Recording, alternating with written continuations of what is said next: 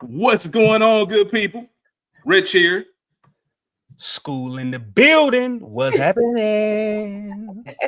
What's going on, everybody? It's your girl, Ray P. Welcome back to another episode of the Culture Garden Podcast. We are back with Ray, Rich, and Skool.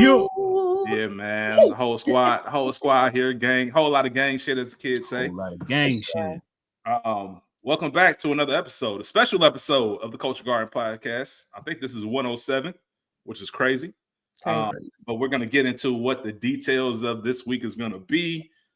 Before we get started, as always, just want to thank everyone out there for tuning in, for supporting. Thank you for always having our back, always supporting us, always listening, always watching the whole nine. We always feel that love, and we want to thank you. It's a 2.0 episode, and this is something that we've been talking about for a while. Yeah. It's going to be this is the overall concept of the 2.0. You might not fully get the grasp of it here. For those of you who are familiar with the Culture Garden and have been with us since day one, then you'll know this is the first movie, our third actual episode, and the first movie Skool and myself ever recorded. Like we knew before we even had an outline of what the show would look like, we knew that the first movie we would record was going to be the 5 Heartbeats because of what it means to us. And obviously that was just Skool and myself, and Rachel wasn't a part of it. So, Ray P, we brought you on this podcast because we thought you were a woman. Not some little girl, not some little girl afraid of life. Girl. Just say, wait a minute. Hey, JT has so many. Hey, JT might be one of the worst people ever in movie history. Shout out to JT, man. JT is. Let me ask y'all real quick before we get into like the details in the movie. What's the word I want to use? I don't want to use sleazy. I don't know. That might be a little harsh, but who is? I'm thinking about Shadow when I'm thinking about JT. Shadow from Mo Better Blues, and I'm thinking of JT. Okay.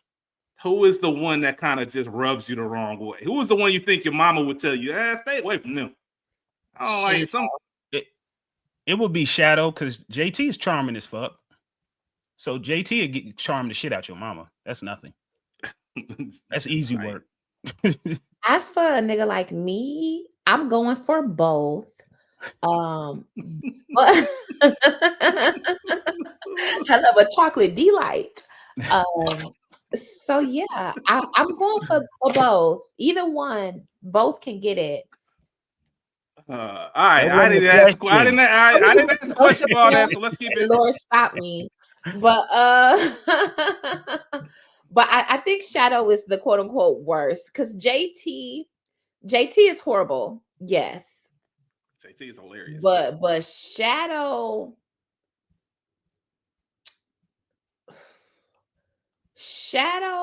is a frenemy.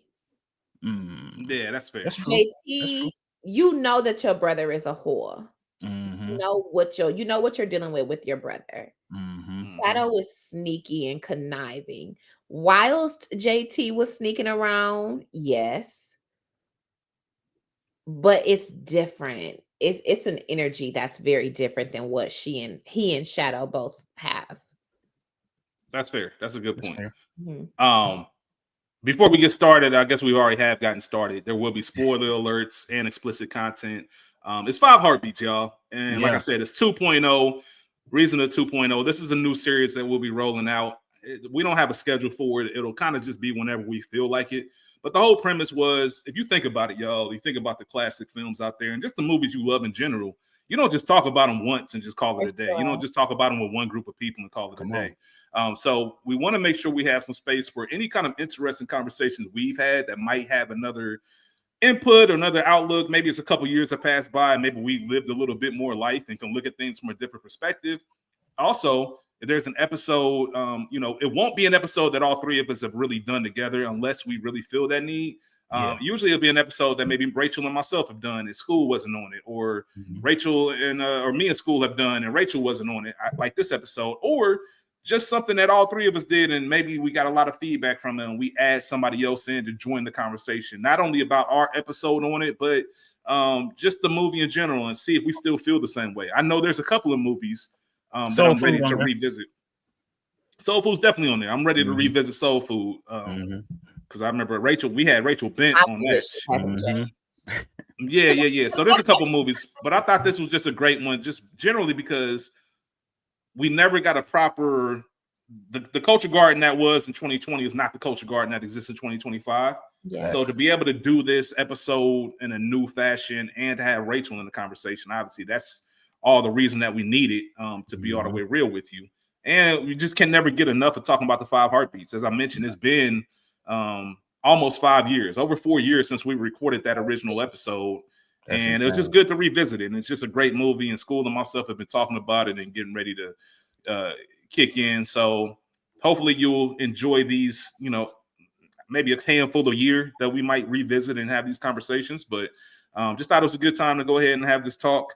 The synopsis of the film, you should know the synopsis. I'm not going to go into it. It's the 5 heartbeats. I'm going to reiterate that multiple times throughout this episode. This is the classic.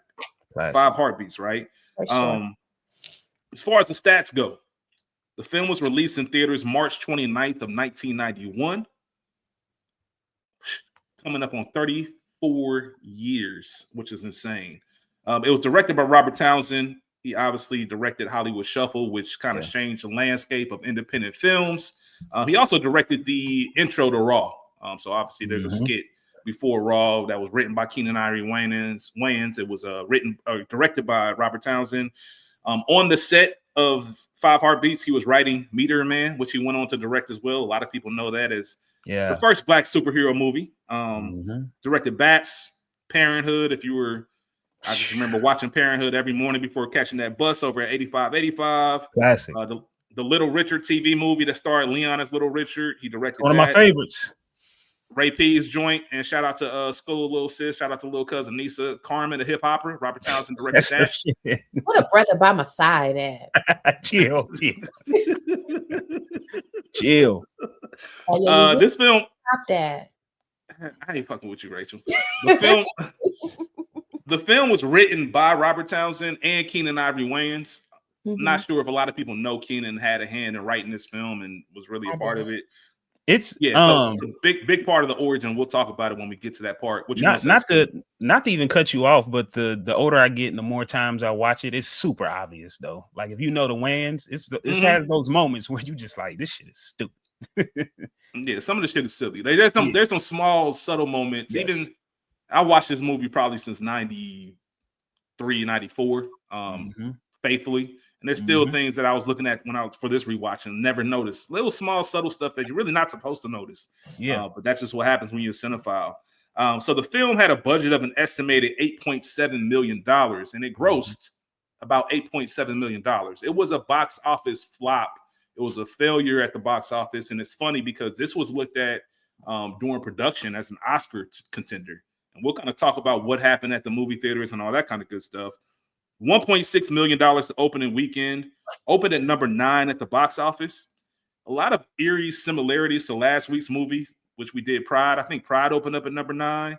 Pride released in March. This movie released in March. The top 5 when 5 Heartbeats was in the theaters, right? Last week we talked about Teenage Mutant Ninja Turtles. The 2007 version was the number 1 movie in the box office. When 5 Heartbeats was released, Teenage Mutant Ninja Turtles 2, The Secret of the Ooze, was the number 1 film in the box office. Oh, that's wow. crazy. Yeah, so it's just kind of weird we just did those movies back to back with those similarities. Rounding out the top 5 in 1991, excuse me. So Teenage Mutant Ninja Turtles 2, Silence of the Lambs, which was in its 7th week of release. Crazy. And still opened up at number 2. Dances with Wolves, which was in its 21st week of release. Another crazy joint. That was number 3. Every time I think of Dancing with Wolves, I think of How High. My nigga said I gotta go see the plug because this movie's so boring that I'm gonna need something to get through it. Career Opportunities was number 4, and New Jack City in its 4th week of release opened up at number 5 in the box office. Home Alone was in its 20th week of release, and it opened 1 spot ahead of 5 Heartbeats at number 8. Crazy. So that just kind of gives you the landscape of what was going on in 1991. It was in theaters for only 6 weeks. Grand opening, grand closing. Listen, and I gotta say this. It's funny that you even bringing up this, especially you guys did Pride last week. You know, The 5 Heartbeats is one of my big what ifs, as far as just like movies. Like, what if this shit did what it was supposed to do? Like, and another one for me is like Bernie Mac. Like, what if Bernie was still here? Like, I know, and I talked to you, Rich, about that a lot. Like, Bernie was he was gonna be different, bro. Like, as far as his acting skills, like he was on to something. Yeah. So I miss Bernie a lot. No doubt, man. We all do. We all do, man. As far as awards go, it was nominated for an NAACP Image Award for Outstanding Motion Picture. Check out this field. Jungle Fever, Sleep with Anger, which I'm going to be real. A couple times I've almost picked Sleep with Anger. I've never even heard of it. You never heard of that with Danny Glover? No. Nope, never heard it. Oh, like all-star cast. Like, okay.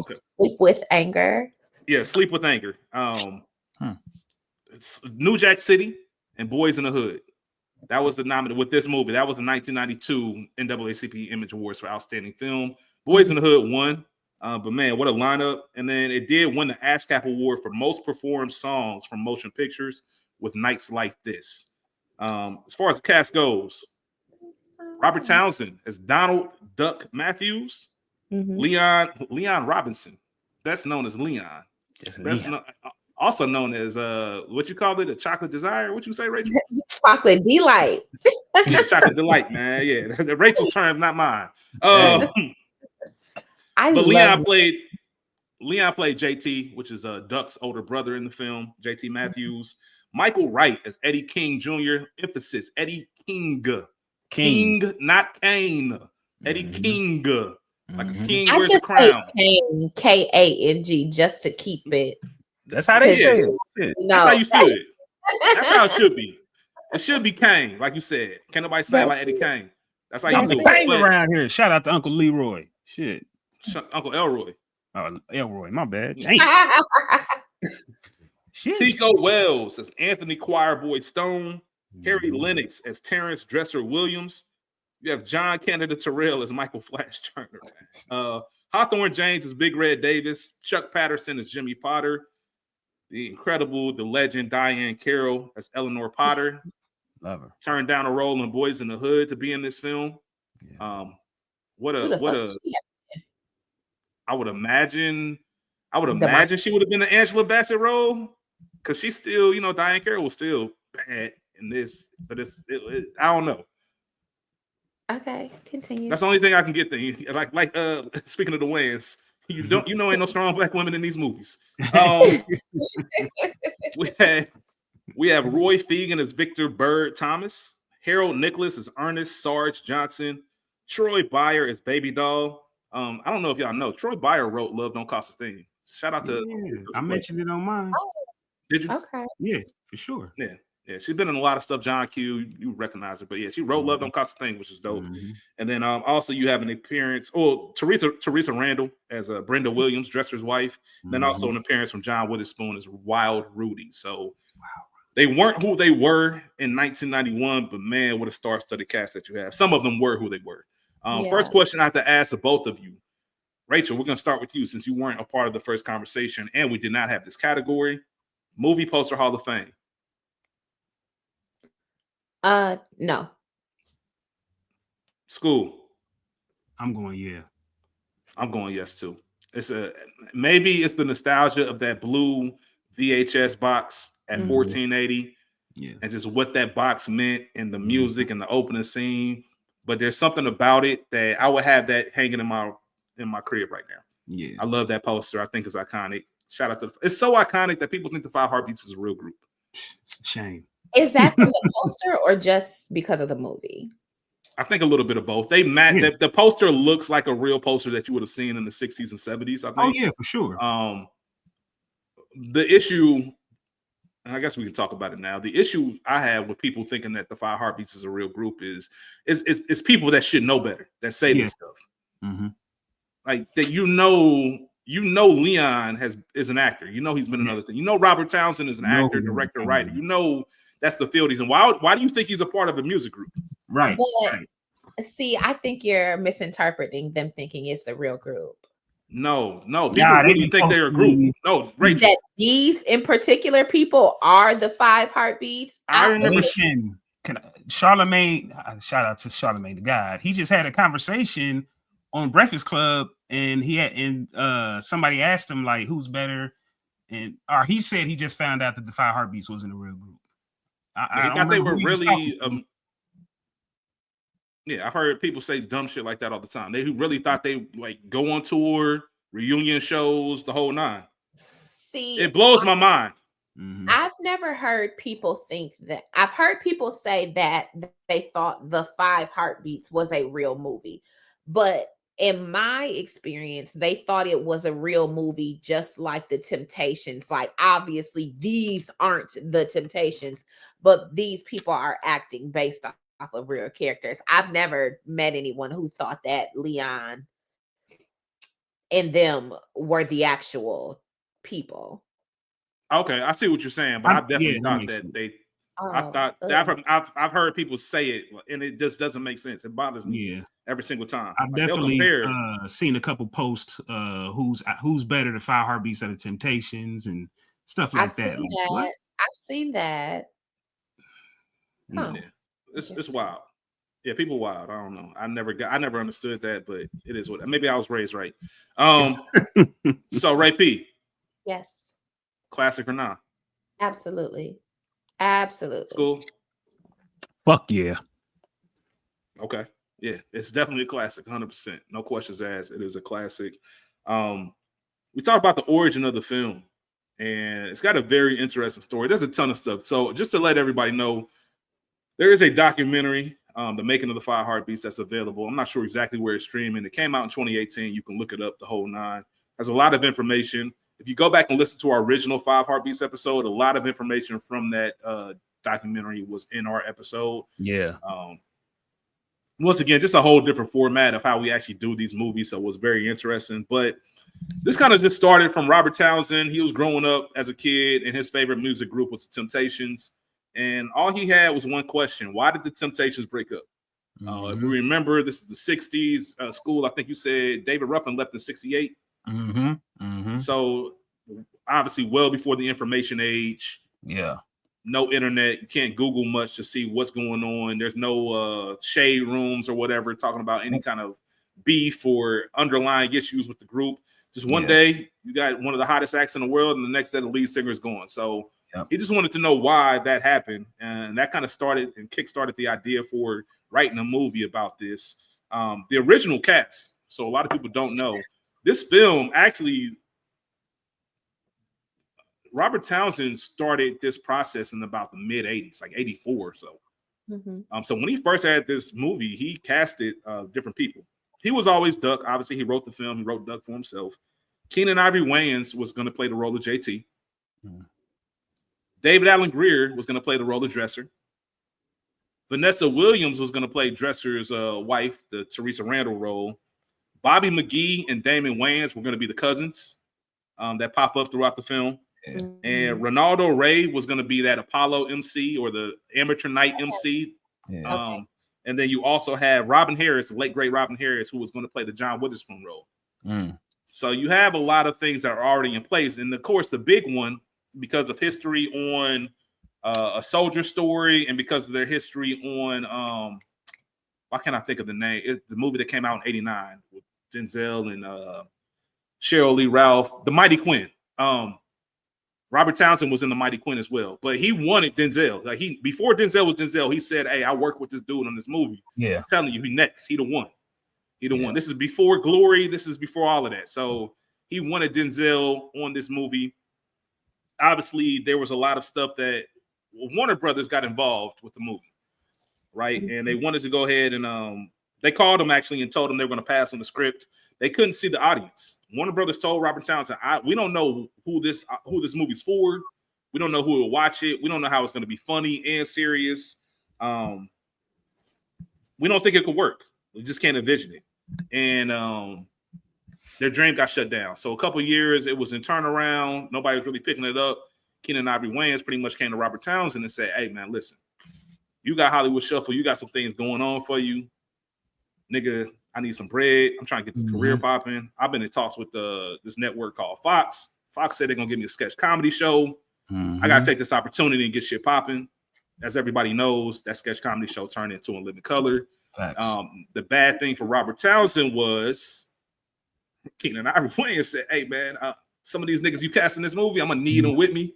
So you're gonna have to start over your whole casting process." And that's I think that's another reason why you don't associate the Wayans with this movies, because he took all them niggas. Because if all them niggas you just named was in this movie, we would automatically know. Like, so majority of the cast he went ahead and took with him to In Living Color. Robert Townsend had to start from scratch. Also, wanted to let it be known that his whole vision was to have David Ruffin and Eddie Kendricks as the technical advisors on the film. Like Robert Townsend wanted them on there to make it as real as possible, right? So it got to a point where most people would have quit and say, you know what, this is just too much to try to get this movie made. For some reason, people don't want to make it.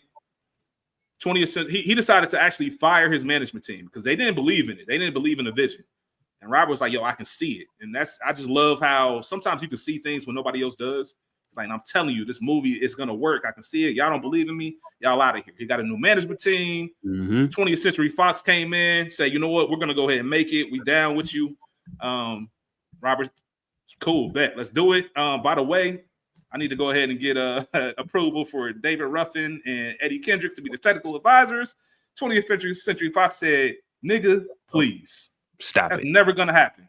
Yep. And it's funny because Robert Townsend explained it. He didn't think about this. Skool and myself talked about it. We didn't think about this. Yeah. But they pretty much looked at him and said, yo, think about what you're saying.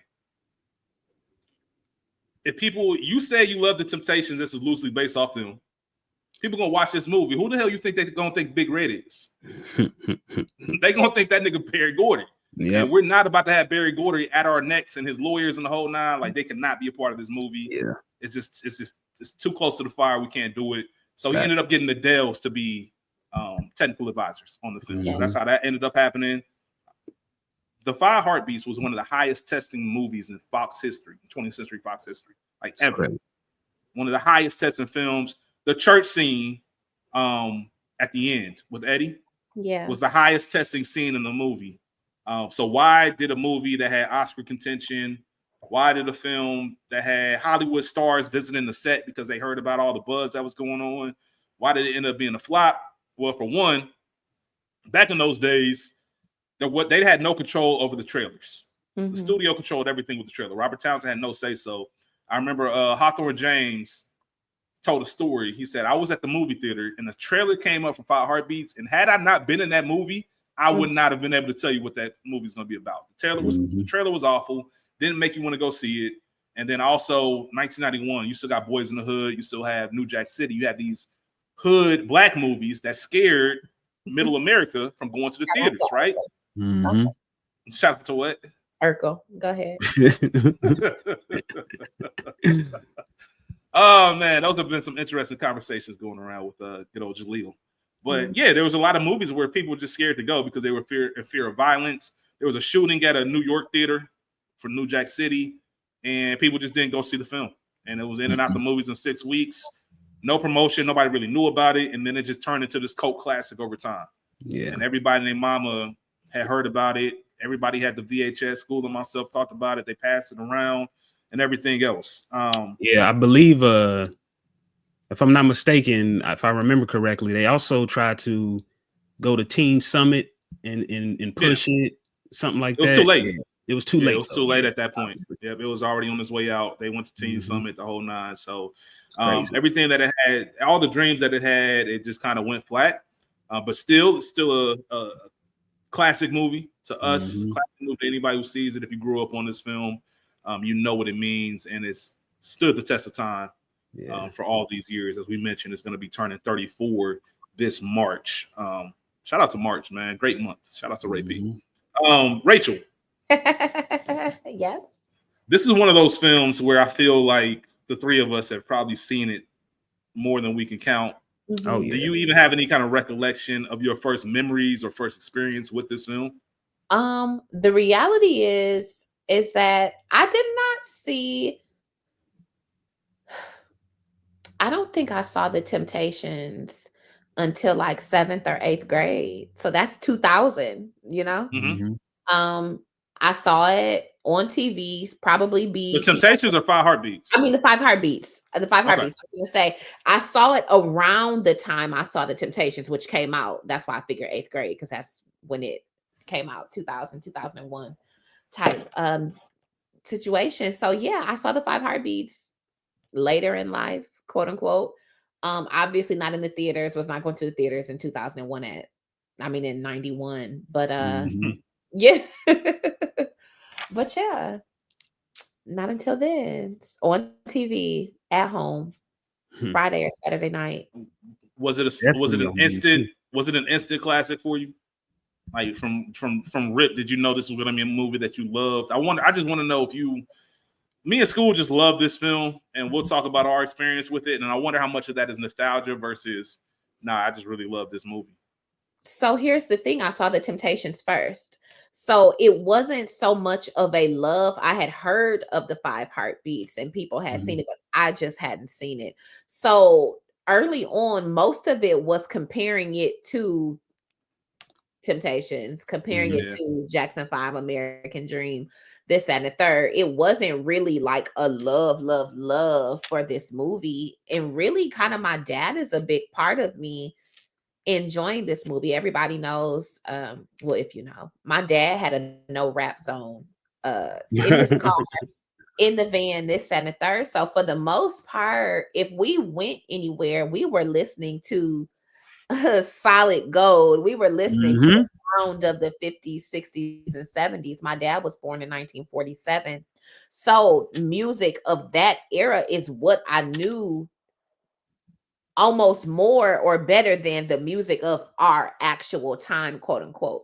And so when my dad found out that it was loosely, quote unquote, based off the Dells, a group that I was very familiar with given his life and my exposure via him to music in the music of that time, that's kind of what turned me on to it, because he was interested in it because of the Dells. And that's probably why I love the Temptations, just because of having all of that previous exposure to the music, not necessarily to the individual, so not knowing the history of the group, but just the music in and of itself.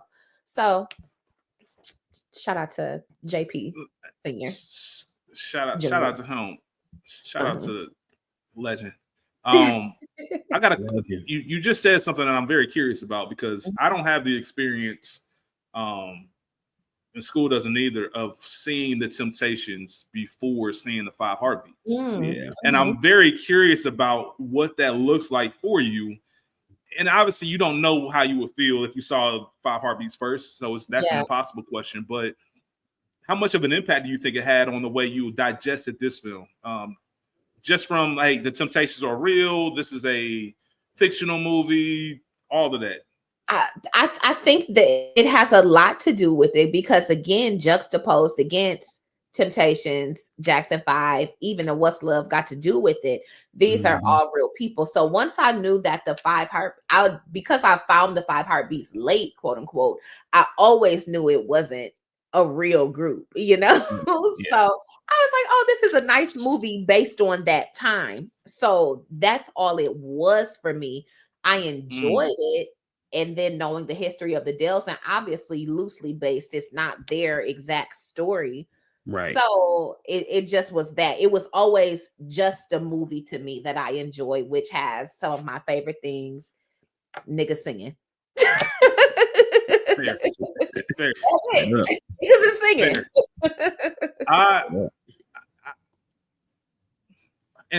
That's very interesting. That's very interesting, because if this movie, let's say it was an authorized biography of the Dells or another group. Does that change it at all for you? Knowing that they're real people that they're trying to portray? Maybe. It's a dope story. And that's the thing. I think in knowing that let it be just a movie. I wasn't looking for it to be autobiographical. It's just a movie loosely based on the artists of that time. I'm sure this happened. I'm sure something to this nature. Niggas get stopped by the police and happen to scene. Of course, we saw the Temptations, where they were mistaken for freedom riders versus some niggas on tour, So it's just that it lets going into it in my first watch, understanding that these aren't real people, these aren't historical events, this did not happen necessarily. It just let me enjoy it for what it is and when that's art. Yeah. And Skool, before we get into first experience for you, I just one last quick question, Rachel, or two really.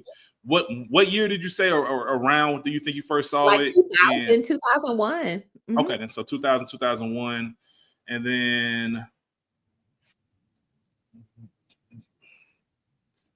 do you look at this movie, the fact that this came out 7 years prior to the Temptations movie, maybe a year or two before American Dream, do you give it any credit for like, all right,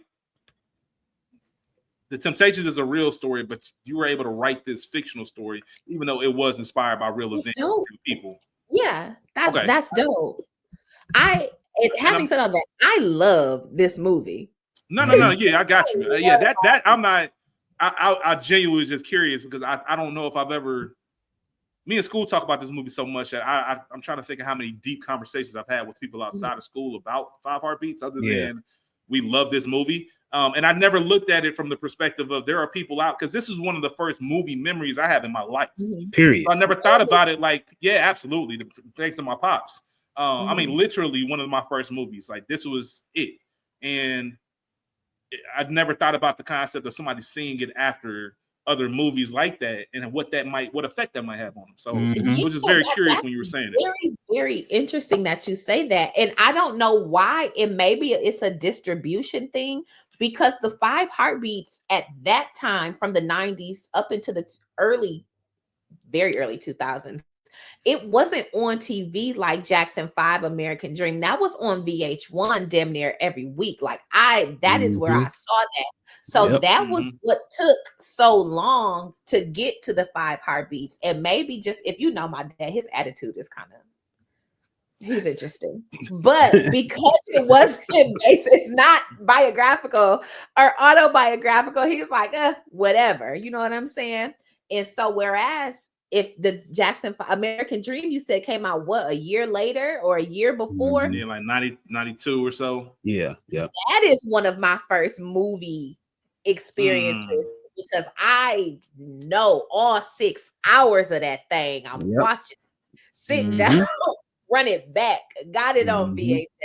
It's on VH1. Oh, okay. It'll be back on again. It's running again at midnight since I don't sleep, and I just don't have that with the Five Heartbeats, although it's come to be a movie that I love, called classic. That's just fascinating, because in the school, I'll let you go ahead and get into it, because we have similar first experiences, so I'll let you go ahead and get into it. But that's just very fascinating to me, because we just talked about, what did we just do, Rachel, that I told you I hadn't watched, or it was my first time watching it, and we were talking about how I didn't grow up with the nostalgia of it. It was a recent episode too. Trying to see, Almost Christmas. Yeah, I just didn't grow up, and then not saying that's a super old movie, but I didn't see Almost Christmas until a few weeks ago. Yeah, when we recorded our episode, and I'm sure that's a little bit different for people who have grew up with it and know it and watched it, and they have years of same from this Christmas. This Christmas is my version of Almost Christmas. Either way, y'all get my point. I just thought that was a fascinating take. I appreciate you sharing that. Skool.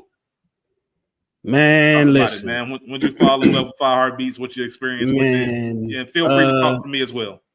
I can't tell you the very first time I seen this movie.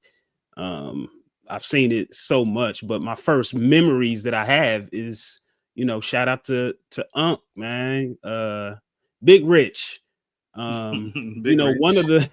one of the things about when I would stay at your house, this is a 1480 classic, is we knew when Pops was going to bed, is because he turned on 100%. The Five Heartbeats, like every single time. Every time, like he would Five Heartbeats. It would literally be Five Heartbeats Friday. True Lies. Yep. and Star Wars. Those are the four. Yep, If one of those movies came on, we knew we could do whatever we was going to do because Pops was about to be out. It's over. Yep. And that's the those are the memories I had. Like, and it became to the point where you just become interested because you're a kid. Like, what is this he's watching? You know, you hear the music, but then you like, yo, I gotta check this out because this dude watches this movie every night. Like, and we just watched it and fell in love, man. It's just that simple for me. And you know, moms had it. You know, everybody had it. Shit, my pops, everybody. Yeah, everybody had it. It's.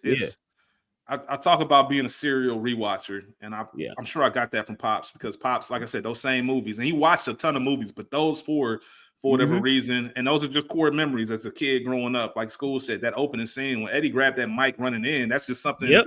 Like the card game, those are just etched in my brain. Like I close my eyes and I see them. I always talk about how Friday. I never forget being in the basement at 1480 and Friday being on in that corner TV school and Pops was getting weak.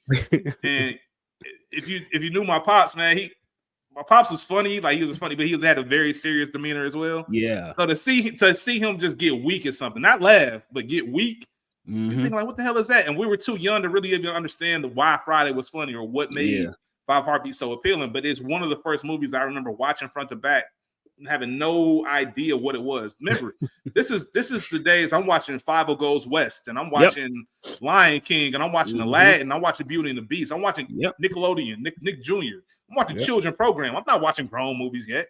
And this was like the first grown movie that I ever saw, and it's because of Pops and that blue VHS. And as you get older, you just start, all right, I'm gonna watch this movie, and then you start picking up on things, and life teaches you a few things. By the time you're a teenager, it just is what it is. So it's just fascinating. It's literally been in my life as long as my brain goes back with memories. So it just always, and once again, that's why I said, me and Skool, before even discussing it, we knew this will be the first movie we ever discussed on Culture Garden because it meant that much, and we just have that. That's our earliest memory with it.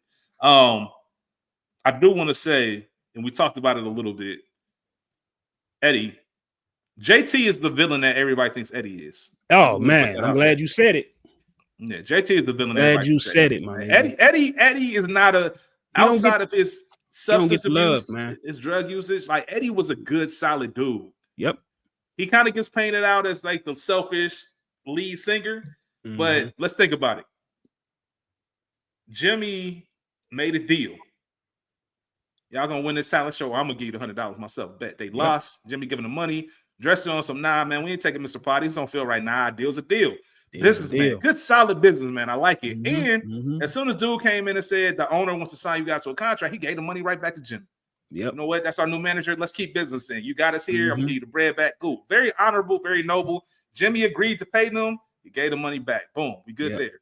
Dresser, Big Red, tell him, hey man, I got a number to the hitman office. Go ahead and get that taken care of. Dresser's like, hey man, I love her more than anything. Eddie out there like, nah, bro. Like, we're not about to let you do this. Take this phone number because you're not calling that doctor. I'm gonna give you the money out of my pocket. Yep. Duck did the same thing. The Brotherhood was there when they took the photo in the montage. The baby's born. Who was holding the baby in the group photo? I'm sure he's Eddie the holding godfather. the baby. Yeah, you know what I mean? Eddie holding the baby. Eddie knows what's going on, man. He was a good dude until he got around Monroe. Was it Monroe? Yeah, that's Monroe. His name? Yeah, Monroe got around and he was a bad influence. Just the idea. Once again, shout out to Pops. Pops would always tell me, man, guilty by association, man. Make sure you watch the people you with, the company you keep, crowd you around, because they can really bring you down, especially when you have everything to offer them and they have little to offer you. And that's kind of the situation it was with Monroe. But shout out to Eddie, man, because Eddie was a good, solid dude.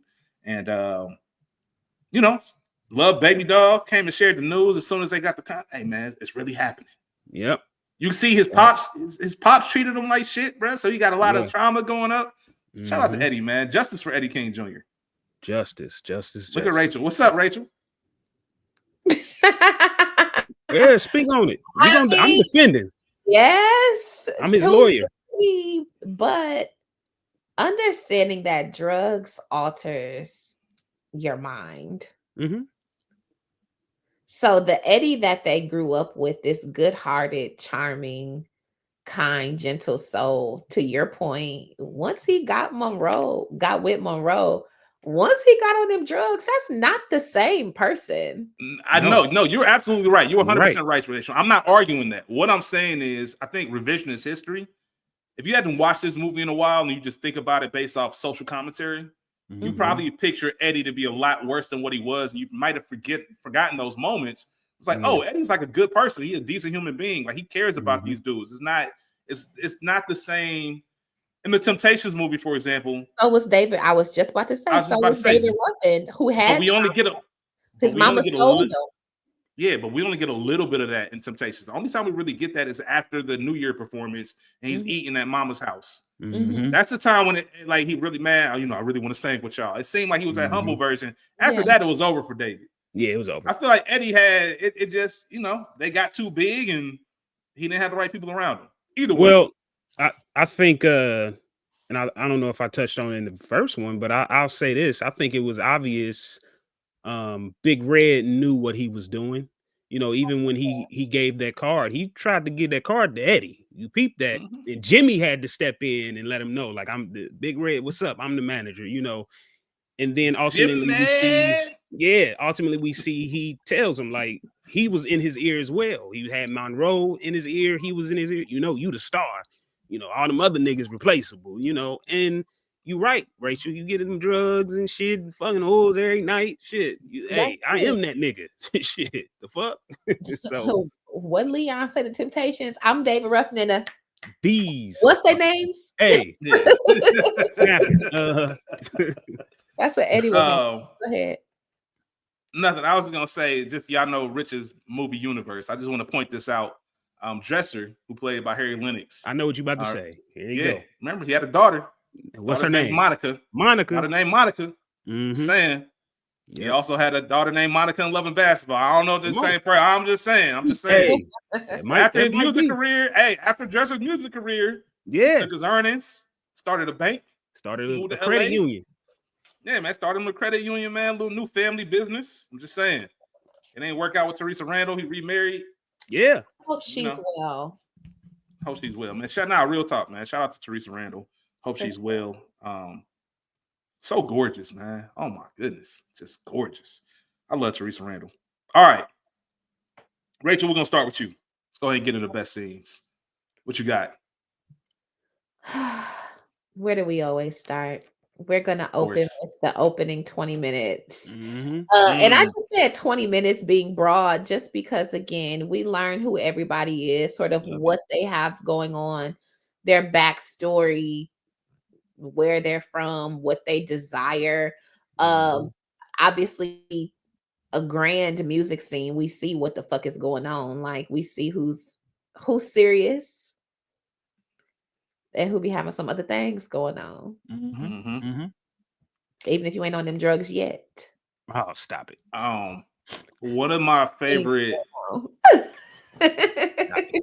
So I'm about to bail them out. Don't do it. Just to expound upon it a little bit, I like a good flashback of, like, where are they now? We all remember those covers, and you know, you see Duck going back in memory lane, back down memory lane, and kind of remembering where they started and how it did. The Little J's talent show, we meet all the main characters. So that's one of the great things about the intro. Everybody that we need to meet, and not just the group members. We see Jimmy, we see Flash, we see everybody. Yeah, they did a great job of kind of condensing that. I think it makes perfect sense that Flash would be a Columbus nigga. Shout out to Flash. Hey, Flash was a wild boy, man. Flash off rip. I just love. We've had a couple conversations before about eras and what decade you think you should have been born in, or what year you would have liked to graduate high school to experience life. And somebody made a good point recently on the internet about how, you know, gangster rap didn't come around until like the late 80s. Yeah. That don't mean niggas wasn't getting gutter and thorough back in the 60s and 70s. What? And you just see small stuff, man. I just love how Flash is up here singing, looks over his shoulder, see JT. Oh, you peeping her? Bet. Say less. Say less. Get all up in her. And JT said, shit, I can't get the woman I want. I might as well settle for my girl. Niggas.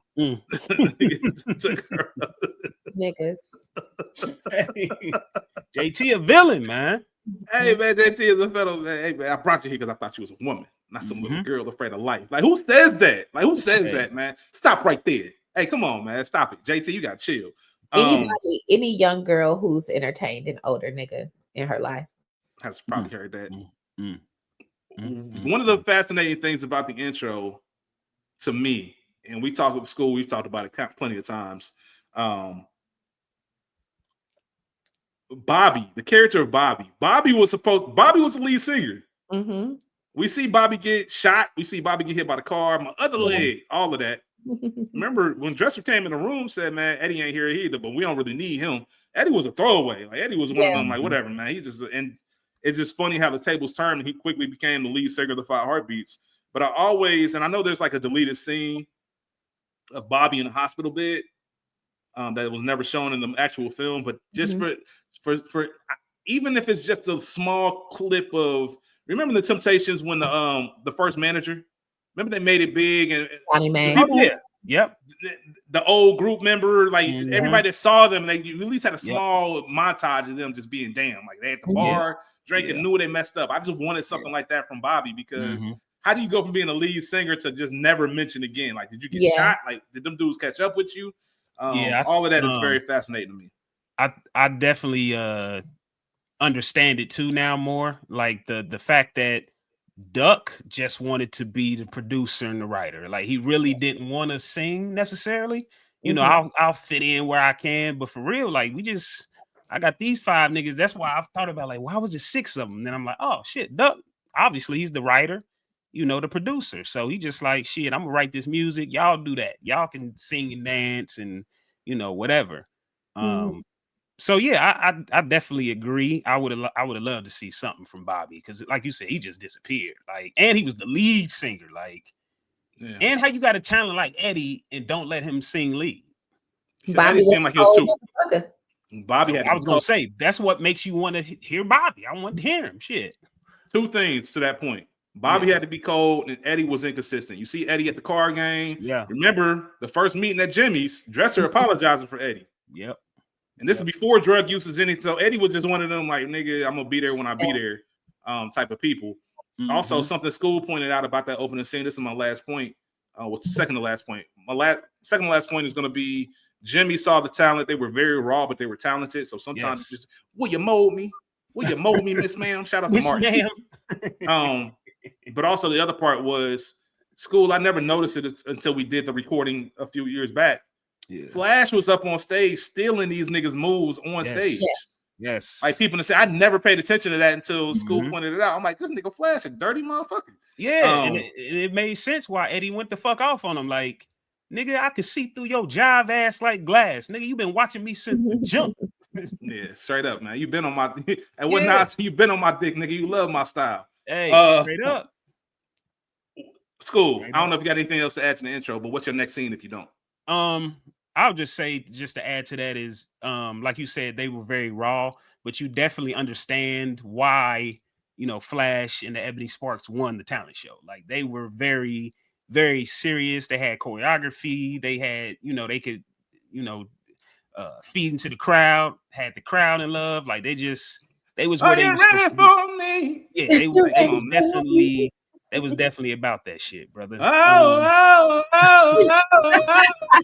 man. Let me be a singing nigga, bro. It's over. It's over for y'all niggas. If God gave me a voice, man, it's over. I promise on everything I love. The next scene, listen, when it comes to scene, I can just keep going from scene to scene. So I'm just gonna say when they, after this talent show, when they meet Jimmy for the first time, when you get to see JT another moment of his villainhood, the Shy Brother, play Shy Brother, Can I just mention real quick, and this is the things that bother me. Rachel, please, I need your opinion. Shy Brother is some middle school, early high school shit. I grown men playing Shy Brother. Like, Rachel, if a nigga came up to you right now and said, my friend want to holler at you, and you look over, he doing one of these, are you giving him any play? No, I'm not. That's what I'm saying. Like, I know it's the 60s, so I'll give it a little grace. Maybe stuff like that was back in. People weren't as direct in the 60s. But Shy Brothers is always one of the wildest concepts to me. And the fact that it worked was crazy. I think it just got to be done right, but it can work. I can't. And listen, we talk about me. You can't do all that corny shit. See, that's what makes you. I think that's that Wayans element that makes you like all that corny shit. But if he just played it legit, like looked over a couple times or something, he might have got it. But that it was a reason why JT was able to come back and steal the one shorty. Like, look at this nigga. Look how stupid he looked. Yeah, that's what I'm saying. Like, that's what that should have been the gimmick. You act dumb, nigga, and I come over here and take your girl or whatever. I don't know. Either way, I ain't mean to cut you off. Keep going. That was it. Y'all can add on, but I don't have anything. I know my next scene is the amateur night scene. A lot of people might refer to it as the Apollo night scene, even though it's not the Apollo. But does anybody have anything before that? I have the first rehearsal with Sarge where they meet him. Okay, isn't that before that? Yes. I have that just because as a former dancer, I love when you think that you done made up some slick shit, and then here comes somebody with some actual training to come in and show you how raggedy it is that you look. Again, Temptations was my first exposure, so very reminiscent of the scene once they get into the Motown studios and the actual choreographers are doing what it is. And Paul is bucking up against it the same way Dresser was, but here it is. Here's some actual. If you like what I was doing, you could have came and told me. You had to go behind my back. Yeah, that was. I'm glad you mentioned that, Ray P. That scene is actually a montage to the Temptations. If you look up like just the Temptations images from the 60s, it's a lot of images just like that. Them, training with their choreography at the time. Choreographer Charlie Atkins, I believe is his name. So yeah, that was definitely homage. That was purposely done. So yeah, I like that. Cat Daddy. Just like I thought. Ain't no shit. Hey, that's how old niggas. Hey.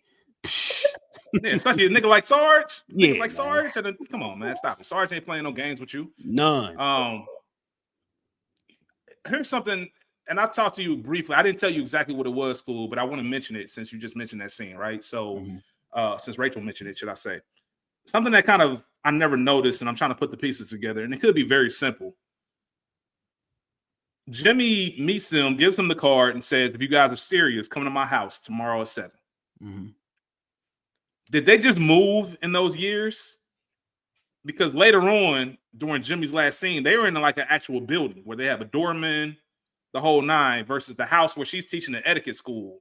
We don't talk about them moving, and I'm not saying the movie should have showed us that, but is that a continuity issue, or are we to imagine, hey, he's been so successful that they just kind of moved on up and they've got their own stuff going on? I don't know. It's one of those things I noticed for the first time here. Like, damn, that's a different house.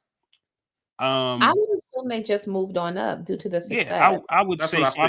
I think that's just necessary, a necessary thing to prove you're successful is just that move. A doorman at your building, like, come on, bro.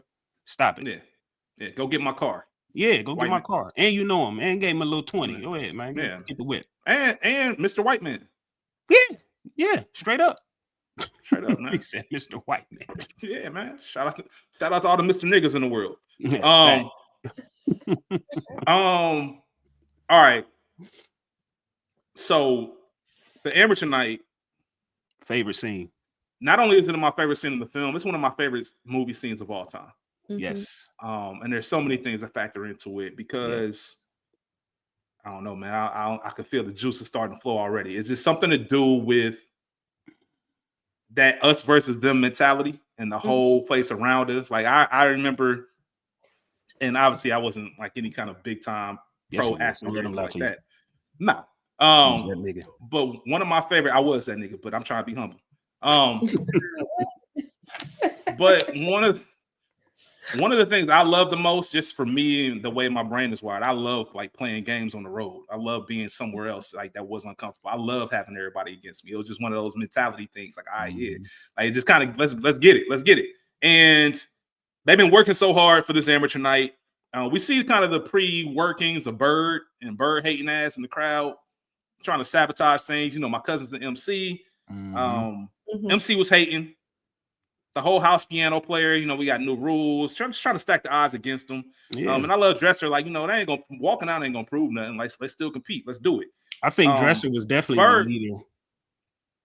Leader of what? Of the group? Like, far as just.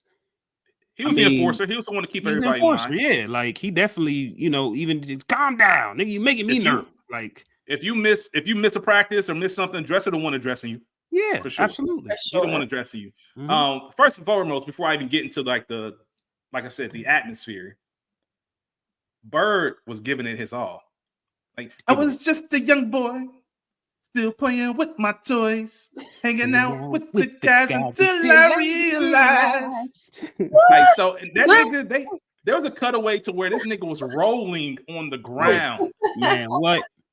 And broke down in tears. Like, I know that I know the passion they put in the songs back then, but watching it, like the fact that this nigga's crying, broke down, put the mic down, and then went back. His boys had to hold him back. It's just great cinematography. I think it's hilarious every time. And it's believable. Like, Bird looks like that type of nigga that would be on that. Yeah. So that's what makes it even more funny. But nah, man, like I said, the odds against you. It's just you and your brothers up there. Y'all booing us. We ain't got our music out here. And that moment, that's when, hey man, that moment with Duck, for anybody who's ever any kind of artist, anybody like, this is my music. I put my heart in all of this was made with a purpose. It was made with intention. And the nigga over there waving them off, like, scram.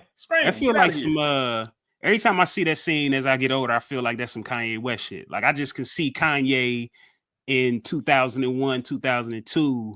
Like, hitting the nigga with that, like, yo, this is my music, nigga. Like, yeah, because they, like I said, they're throwing paper balls, they booing.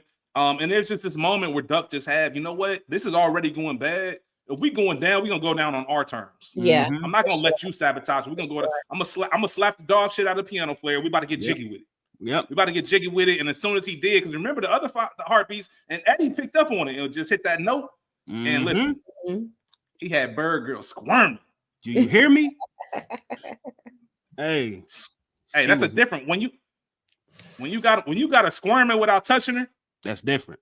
It's a whole different little vibe, man. It's a whole different little thing. Like, that's a classic gift.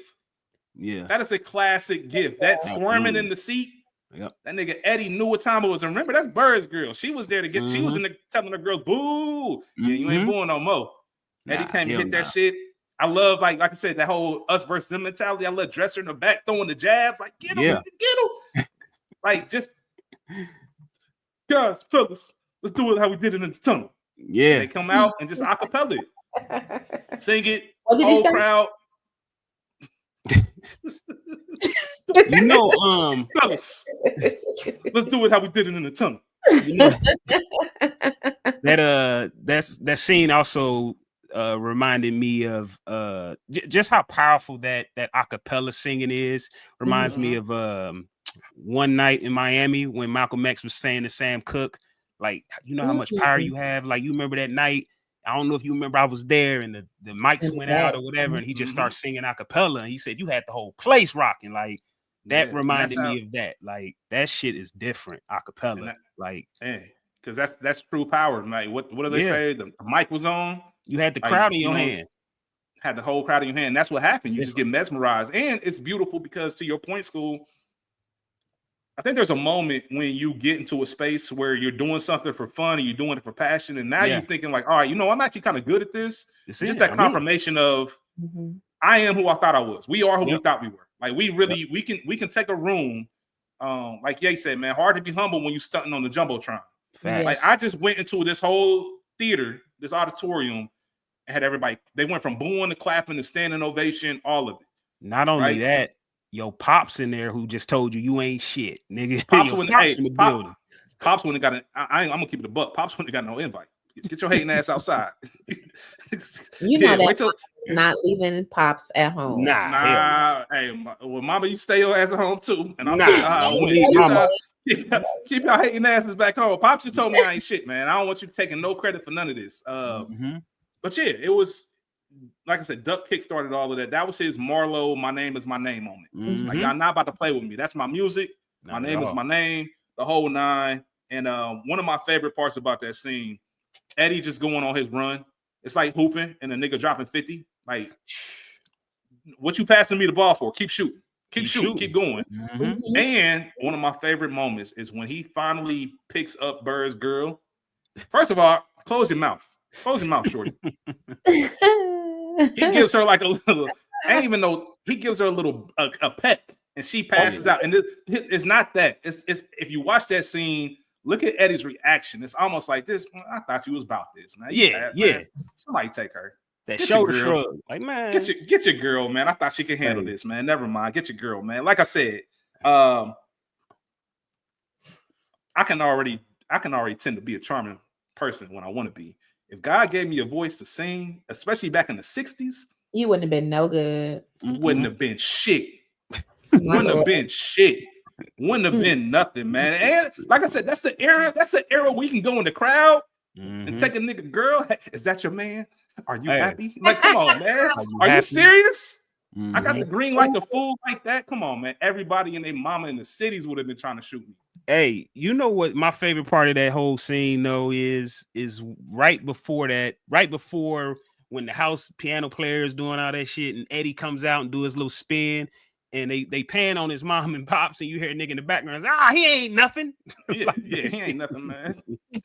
Hey, listen, not only that, hold on, man. Let me break this down a little bit more. Not only am I like picking your girl up from the crowd, don't let me catch y'all niggas at the grocery store in the public. I got mind control. Because every time you see me, you got to remember that's the nigga that he made things uncomfortable around the crib for a few days. I'm like, how y'all doing, man? How your girl doing? She all right? I'm one of them niggas. Oh, I promise, man. I would have the time of my life in the 60s. Worst type. I was a singer. Have you seen the remake of Sparkle? I have not. Okay. Go ahead. Yeah. And Skool has said this all the time about me. And Skool knows, like, Skool's been around from my competitive days. Knows pause. He knows how my mouth can get, man. He knows how super pause. Nah, he knows how reckless it can get. If people start talking shit, we can take it there. Yeah. He's witnessing. Okay, sorry. Okay, go ahead. I don't even know what the point I was about to make was, man. I don't even remember what I was about to say for that. Let it go. Yeah, let it go, man. Whatever. Rachel just threw me up my whole train of thought out. But yeah, choir boy popping around that corner, hitting the high note. Just everything about that scene is just perfect. Just a perfect scene. Just a perfect scene. I love everything about it. Yeah. And it was that moment where you knew, all right, we ain't just and I've talked about this before. Just I think when we did Get On Up in other films, like just imagine being around and there's just this random Thursday night where some guy named James Brown is performing at this place. And this little juke joint. And you know, you talked about One Night in Miami School and just Sam Cooke just at this auditorium, just being able to experience some of these icons in person. That just would have been amazing. So just to be in that room and say, yo, I saw that group before they was that group. Yep. And everything else. Like it was just an incredible moment. I love that scene.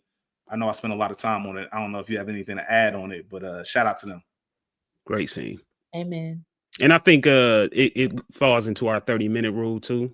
You know what I mean? Like even if you're watching this movie, you're just like, I'm gonna give it 10 more minutes. As soon as that scene come on, you in. Like you're not turning that shit off. Period. Nah, man. I done told Bird like, hey man, what's up? So your girl, all right? She wake up yet? As soon as Bird would have, hey. Oh, worst type of nigga, man. That's what I was gonna say. School always used to tell me, like, nigga, that's why God would never make you like a professional athlete. Like you would get in a fight every game because the shit you be saying to people. Yep. So yeah, man. Can't have that power. Anyway, Rachel, what's your next scene? My next scene is not for some ways away. It's when Big Red brings in the white dudes for the crossover. So you guys have something before that. I got one thing before that. Skool, do you have anything before? No. All right. So the scene I think that's right before that is Duck's the songwriting scene with the little sister. Absolutely. Yeah. So just want to highlight this for a little bit. Go ahead. I wanted to write that down, but well, here's why. Go ahead. Here's why. Because there's a story behind it. Yes. And I just want to make sure we tell the story on here because when they did casting for this, they hit up major cities and, like I said, I won't rehash the entire documentary, but there's a who's who showed up at these casting, like people that you know today. Back in 1990, were showing up to these things. Young Niecy Nash, Don Cheadle, a lot of folks, like Michael J. White, just a ton of people that you know today. Too. Alan Payne, some people in prison who was from Chicago that sings.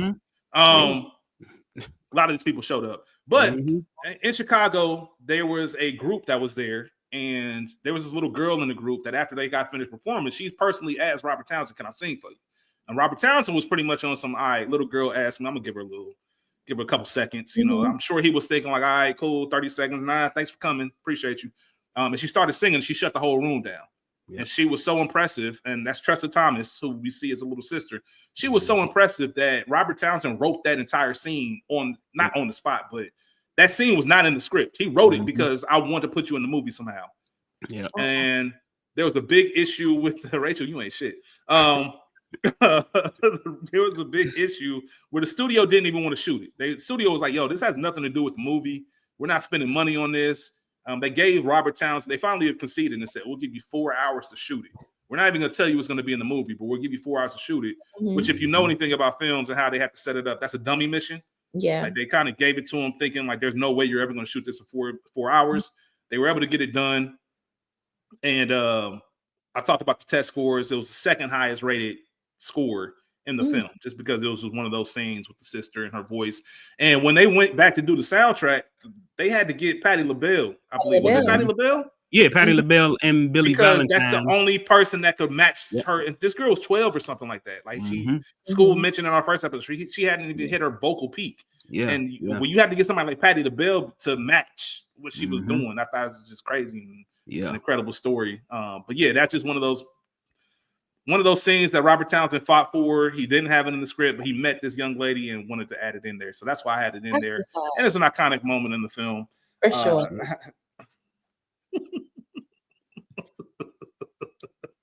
That's what's up. What's your next scene, Rachel? What was your scene? I have the crossover. I love Rachel so much, y'all. I had the crossover scene just because, again, historical knowledge, historical information. Yes. Again, 5 Heartbeats is one of the last movies in that time frame that I saw, because I think Little Richard, I may or may not have seen Little Richard before I saw 5 Heartbeats. But in Little Richard, there's an iconic scene where some white man is Pat Boone is covering Tutti Frutti, and he was covering everything that he dropped. Everything. A plethora of Little Richard songs, and we saw it in Dreamgirls, where that was what was happening 60s and 70s, where Black artists were making phenomenal race music, Black music, and you saw these white artists covering it. And so here was Big Red essentially presenting the fellas with that, and like, nigga, no, we're not doing this. And it sounds awful, like it did then, you know. So I just shout out to that, to the history of Black music and what it really means and what it really is and how it's been whitewashed. Yeah, I agree. I love that scene. I think it was very, very important, especially like you said, for the history part. You know, if people don't know, that's insane.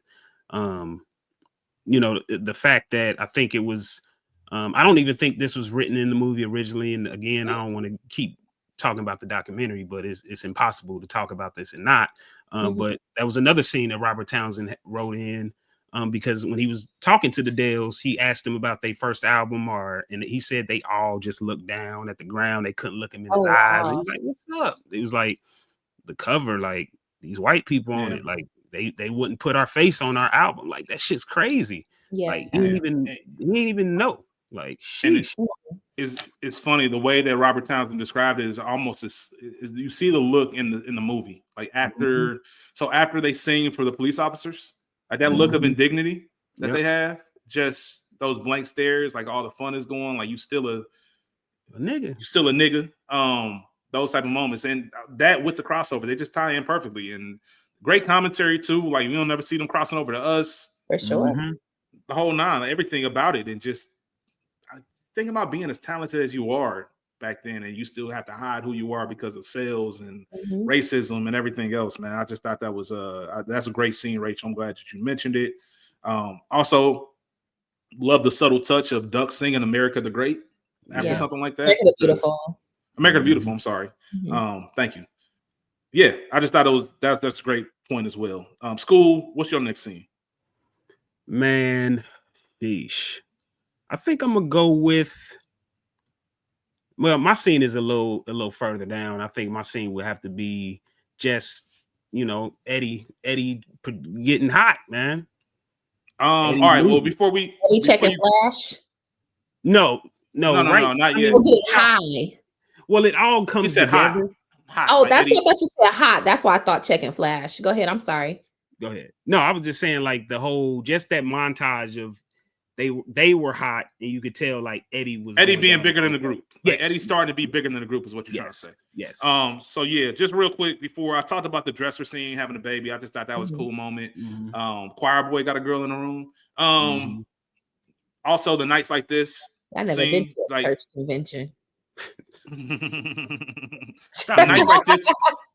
The nights like this scene, them fighting and Jimmy taking something that's like to you. Like I want to shout that out because that's a classic scene in the film. Yeah. But also leading up to what Skool was talking about, the montage. The montage really, where you see the magazines and what's going on, and the big time magazines. And there's one thing I mentioned. There's something I noticed for the first time. As they show those magazine covers on the screen, if you pause and read the covers, the first two had like something funny about the Five Horsemen. So obviously the Five Horsemen are those white dudes with the terrible wigs. Yeah. They dress like Chuck E. Cheese characters. Straight up. So on the Jet magazine cover, it says the Five Horsemen moved to Harlem. Which obviously would have been a big deal now. And then the Ebony cover, it says, "Do interracial marriages work? The Five Horsemen married 5 black women." Oh man, it says it on the cover, and I never noticed that shit. That shit hilarious, and that's some of that Wayne stuff that I'm like, y'all niggas trying to be funny. You also have the Newsweek magazine, you have Rolling Stone, you have Time, you have Life, you have Esquire, American Bandstand. This is something I want to give Skool credit because Skool pointed this out. It was a great way for the film to tell you exactly where this group is going. Like they don't have to give you every single scene, but they're letting you know about this montage.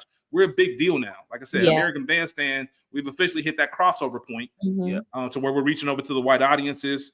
And this is a 2-year span. Remember, we meet them at 65, then we see them buying a house for the crib, or buying a crib for their folks on Christmas Day of 1967, and then leading into 68. So within the span of 2.5 years, this group is going to getting booed at the amateur night to flipping that on his head and becoming one of the hottest groups in the world. Then you get into Eddie and his drugs. And, you got to talk about Skool. And I don't know what happened to your video. But you got to talk about you got to put your background back on. You got to talk about Monroe, which is one of the funniest parts of the movie to me. Yeah, obviously. Baby doll coming in that room. So obviously you got the famous, the whole world's an ashtray to Eddie Kane. Baby doll comes up while Eddie is with Monroe. And a lot of it is just the patriarchy and how women were treated, especially back then. Yeah. But Baby doll came in with a genuine concern. Monroe, to me, and it's not funny, but it's funny. Monroe's looking at her like he's looking at her the whole time. But when it gets time to talk, like, and it's funny because Rachel and myself were covering the show and we got y'all called The Agency. And there was a moment in this last episode we covered where a dude at the negotiating table looked at a woman and said, "Why is she talking to me like this? Like, why are you even talking? Period. Like, who are you? You a woman in the room sitting in the corner." Monroe looked at Eddie. He didn't even he heard Baby doll speak. Instead of addressing her, looked right at Eddie and said, "Eddie, you ain't got your woman in check, man." And was dead ass serious, like was genuinely confused. Like, I can't believe she's talking to you like this. And Eddie, "You are overstepping your bounds just a little bit." That famous whisper that Michael Wright had in the movie. But that's always one of my favorite. Like, Monroe was literally flabbergasted. He could not believe what was going on. Looked at her, then looked at Eddie, didn't address her the whole nine. This is always one of my favorite subtle moments throughout the film. For sure. I have my next one is Eddie checking Flash, all of that whole you want to be me. Just because to your point, and we've already touched on it, Flash was jocking that shit from the top. From our first introduction to Flash, he is trying to be, well, maybe he was trying to be Bobby and at first, and then later into Eddie and a little bit of even JT, just because that's an iconic scene in that whisper, you want to be me. You want my spot when you ain't gonna get it. I got another story for this one. So Rachel, you mentioned that scene, which is one of my favorites, with you just see Eddie as a different person, right? And there's the whole concept of being bigger than the group. Classic scene in the movie. I know what you've been trying to do. But you ain't gonna do it. Talking to Jimmy, and Jimmy ain't with it, right?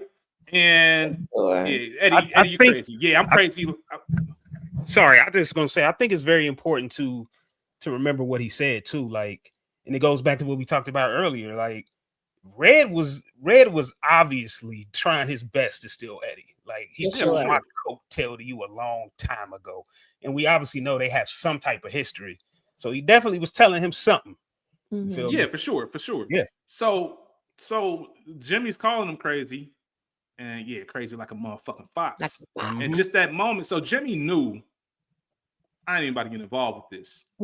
So then he obviously one of my favorite lines in general, not in this movie, just in life.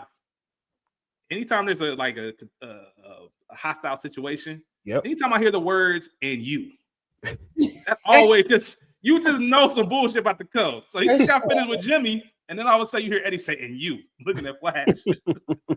I can see through your job ass like glass. Nigga. Stealing my moves, my style. Nigga even trying to riff like me. You want my spot, Flash? You want my spot? You slum dwelling, scum sucking, slug ass motherfucker. You want my flash spot? Well, you ain't gonna get it. Because you ain't got it. Now, here's what I want to point out about that scene.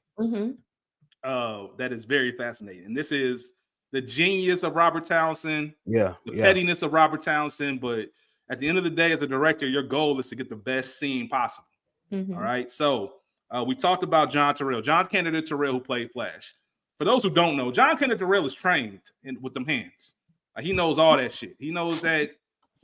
He knows that shit. You don't want to just walk. Yeah, you don't want to walk up on him and try nothing because he'll put you down. And if you also don't know, Michael Wright is a famous method actor. Yes. So when he's Eddie King Jr., he's Eddie King. When they say action, when they say cut, that's who he is. And obviously throughout this film, you have different versions of Eddie. So this is the drugged out and intoxicated. So this is how he's paranoid. Acting. So when they're shooting scenes for this, I mentioned John Terrell is on some, hey man, like goes to Robert Townsend, like, hey man, like I don't think Eddie would just be up in his face like that. And I don't think Flash would just be taking it. Like the fact that Flash is just taking him in his face, that's different. Like I ain't tell Michael to chill. So Robert would be like, yeah, all right, I got you. He go back to he go to Robert Michael Wright and say, hey man, turn it up even more. Turn it up even more. Go harder.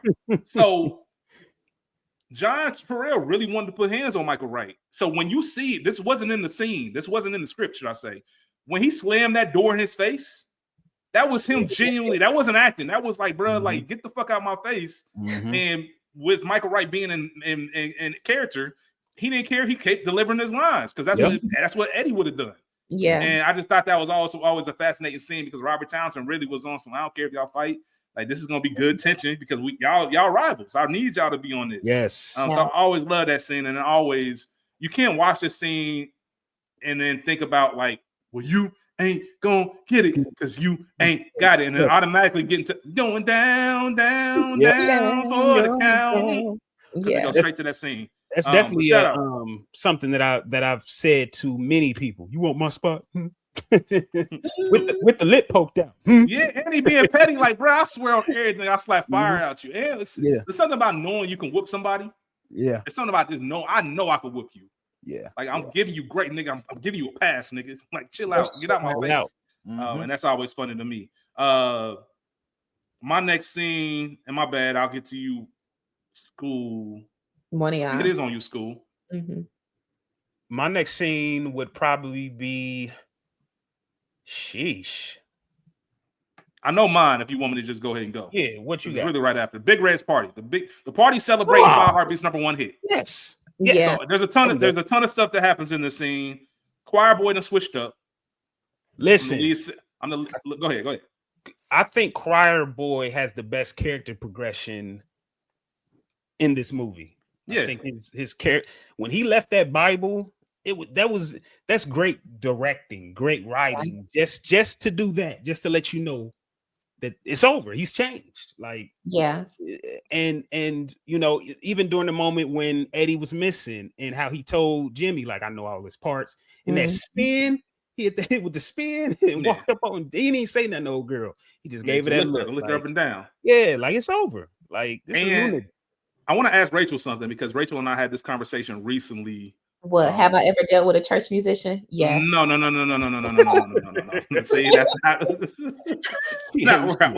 that's not where I was going at all. My question was going to be, so we did Four Brothers, we did School Days. One of the reasons you picked School Days is because the conversation about lame niggas getting a little bit of clout. Do you consider Choir Boy quote unquote lame? No. I don't either. Me neither. Because here's the thing. Being churchy doesn't necessarily make you lame. There are lames who are churchy. It's a difference. Choir Boy, he was a PK, and PKs are notoriously awful people. We know this. He was one who hadn't gotten into their villain origin story yet. So there was still like a naivete. Choir Boy was hitting the church arm. He was hitting the notes. I got nothing. Yeah. You know what I'm saying? He was still just church, good-hearted, good-natured, but hadn't really smelled the world yet. There was still him who is sheltered by the church. I've got my Bible. I'm close to my parents, this, that, and the third. All it takes, and again, I'm a church nigga. All it takes is for one of them is to just get a little sniff of outside. And they're going to be scratching at the door. And that's what we see with Choir Boy. And I want to say it's not a lame, like somebody becoming Greek, no shade. It's not one of them getting clout. You know what I'm saying? It just was a confidence and an air that he did not have before. I have confidence now. The heart of Choir Boy had not changed. I just have the confidence and swag. I'm not turning into Eddie or even JT. Yes, I'm gonna talk to some women now because I have the confidence to do so. It's not a full personality 180. I've become a totally different thing. Nope, I just didn't know that this was in me yet. That's perfectly said, Rachel. Perfectly said, because that's exactly what it was. Because it wasn't something where I look at him like, nigga, that ain't you. It's more so like, I didn't know that in you. I wasn't familiar with your game. I wasn't familiar with your game. I just love because he was really. I'm the lead singer for the Five Heartbeats. You know, I write most of the material. I put the shit together. And my favorite part, give it a head nod. Like, look up on the wall. He lived for moments like that. That part. Look up. Like, I ain't gotta say nothing. She started saying, I know. And what's crazy is if she caught him. If she went to the concert on the right night where Eddie was missing, he wasn't lying. Shit. Yeah. Right. Exactly. Choir Boy gave that. You see it. Hey, my name's Anthony Stone. They call me Rock. That's right. Then Tanya comes back in that scene after fucking with Ricky Fontaine, Pretty Ricky, what they called him. Remember, they had a pretty Ricky nigga with the red car that Tanya was courting. But now, back then they didn't want me. Now I'm hot. Yeah. That's it. So she pulled up. Obviously, it's not by coincidence she shows up to that party and she went straight to duck because I know this nigga's in love with me. This will come up. As many times as I've seen this movie, I don't know why I never realized that Tanya was one of Eleanor's girls. I just thought that she just sort of appeared, in life. I did not realize how far back the history went. Yeah. Yeah, man. Yeah, so he been first sight. He been on her. Yeah, writing her poetry. Yeah, been on her. But obviously, the big part of this scene, Big Red is in his hosting bag. He up there telling jokes. How you keep an asshole in suspense? Yeah, all right. But the funniest part is Bird. You got to know who you are in this world. Yeah, Rachel just laid out a perfect explanation about Choir Boy and his personality. Bird, you got to understand who you are because the way you was talking to Big Red, yeah, the way you were talking to Big Red, you ain't got no backup. You ain't your other bandmates ain't there. It's just you. Fuck your office hours, motherfucker. I need to talk to you now. Hey, told him. But that's what happens when you're playing with somebody's money. And just a big, I don't know how this happens, right? School always talks about one of the first things you learn growing up. You never turn your back on someone who you having an issue with, right? They could possibly turn harm.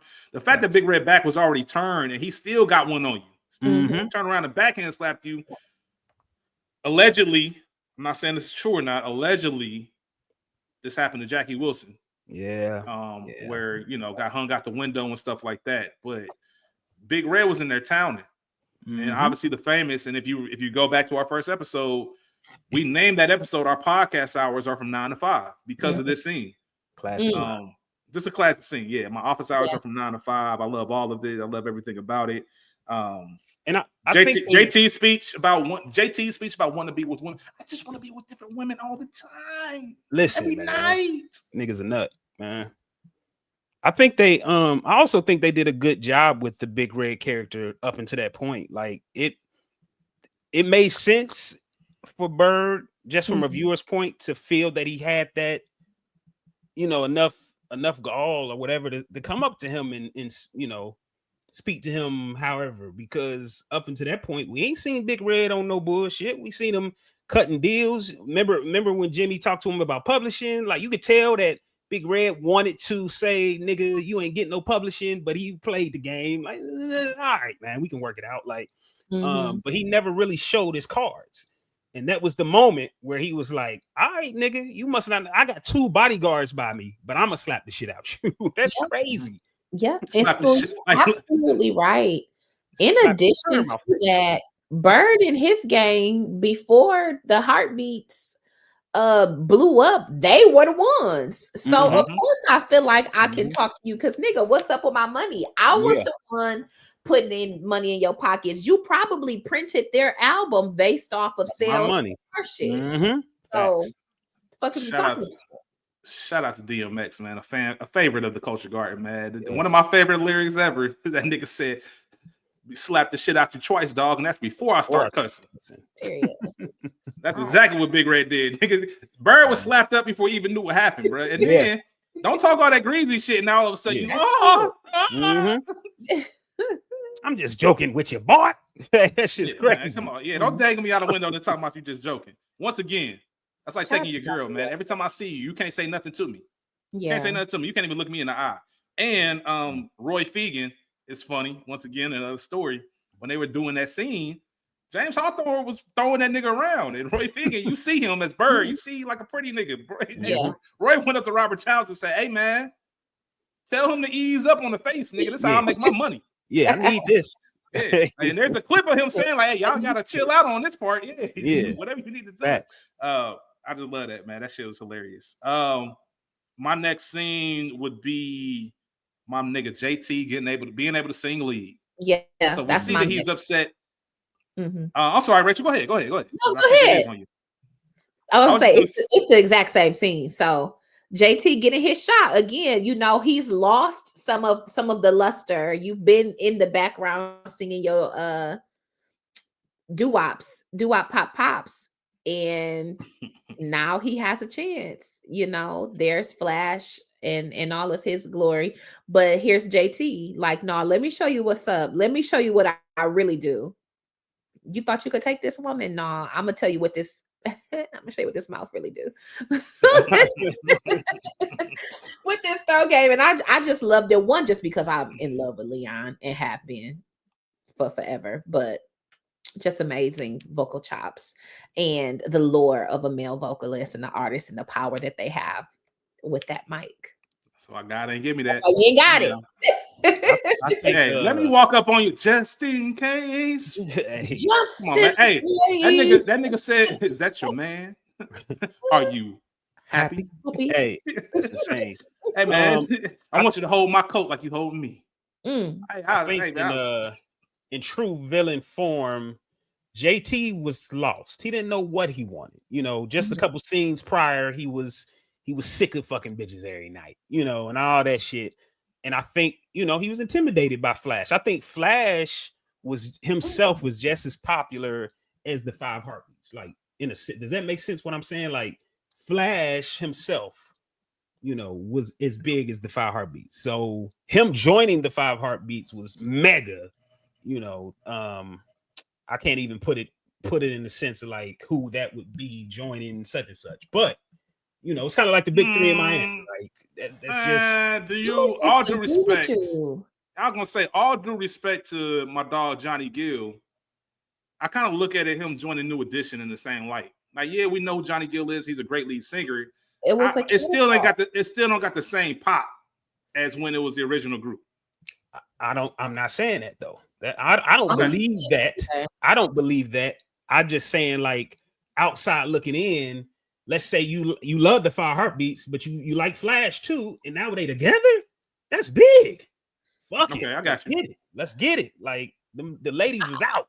Shit. I hear what you're saying. I don't think JT was intimidated by Flash at all. I think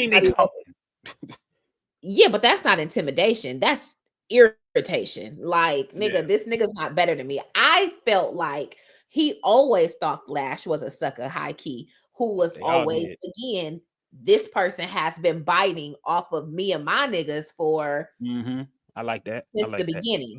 That's now, here you are, you've amassed whatever success you have. Eddie's gone. Eddie's on that stuff. We can't fuck with him right now. Okay, we bring you here, a label mate to come in, but I already really don't fuck with you anyways.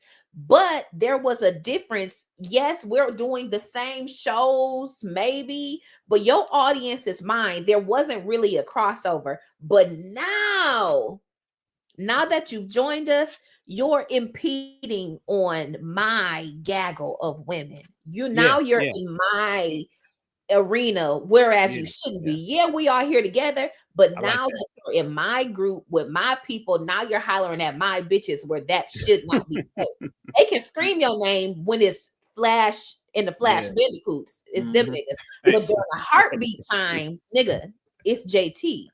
Yeah. No, and JT owed him one anyway from the very first scene. Like, I was just about to say, you got to remember, it's different when you come up with people.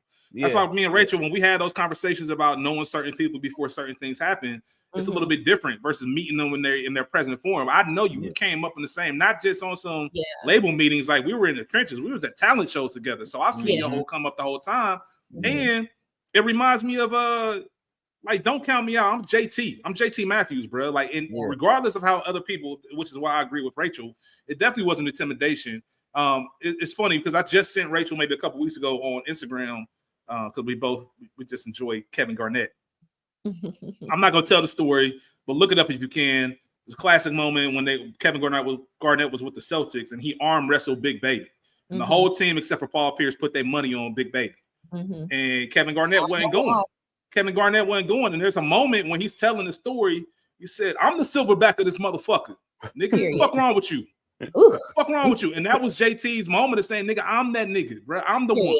Yeah. Like, stop playing with me. Like, nigga, tossed the mic at him and everything. Had her fainting. Like, bro, stop playing.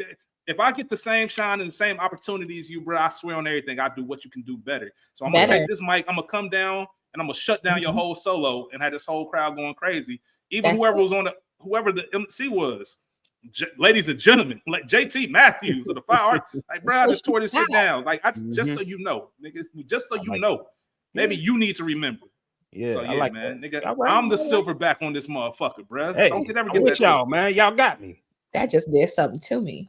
Hey, I was about to say, is Kevin Burnett a chocolate droplet? What's going on over there? What? What? I love that nigga. Oh my goodness. Since Minnesota. I love that nigga. You hear me? I love an angry nigga. I'm sorry. Something about that bravado. Yeah, don't play me, man. Don't play me like I ain't me. Like, straight up. Don't play me like I ain't me, man. Fuck wrong with you. That's it. That's Why are you shocked? Shout out to Paul Pierce. Because Paul Pierce said it, man. He said, nigga, I knew mentally that nigga was not about to let this nigga beat him. And KG was telling that story. What's going on, big fella? Oh shit, big fella's moving. It's moving, big fella. It's moving. What's going on?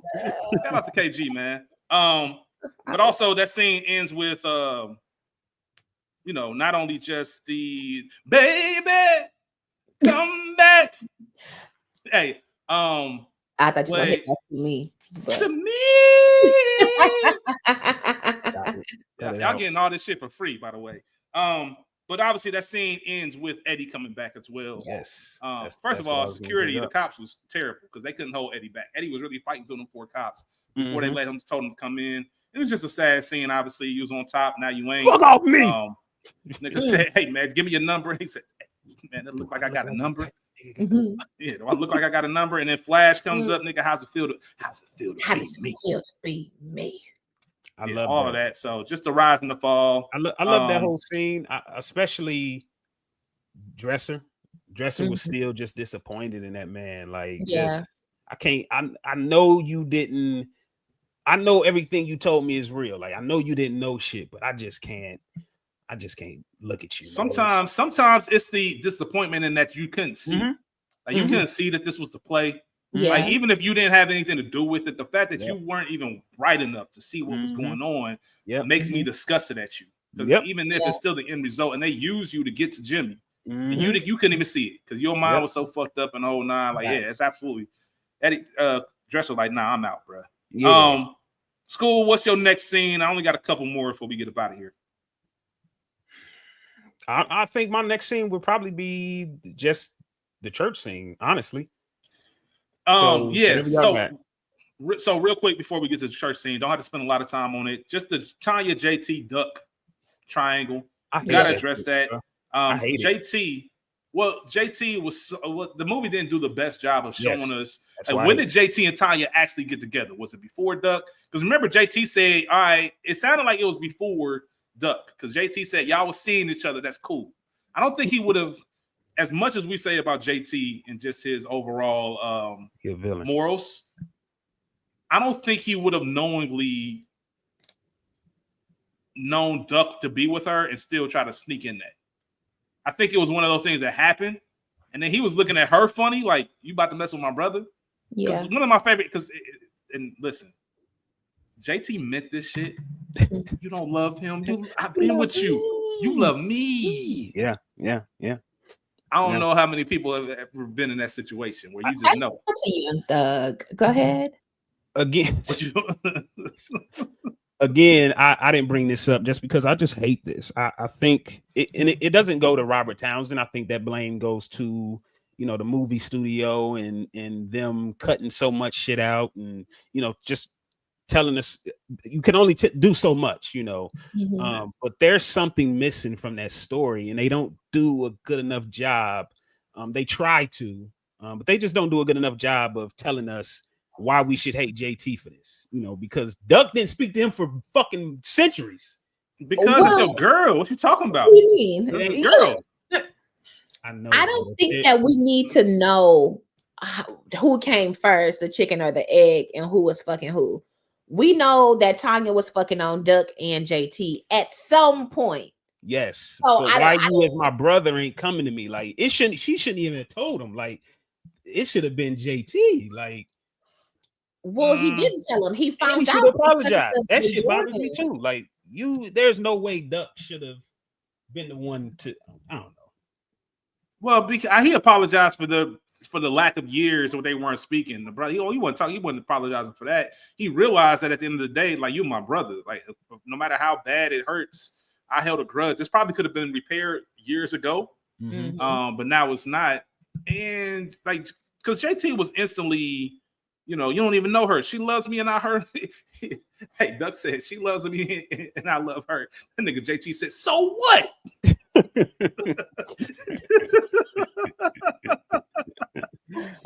Oh man.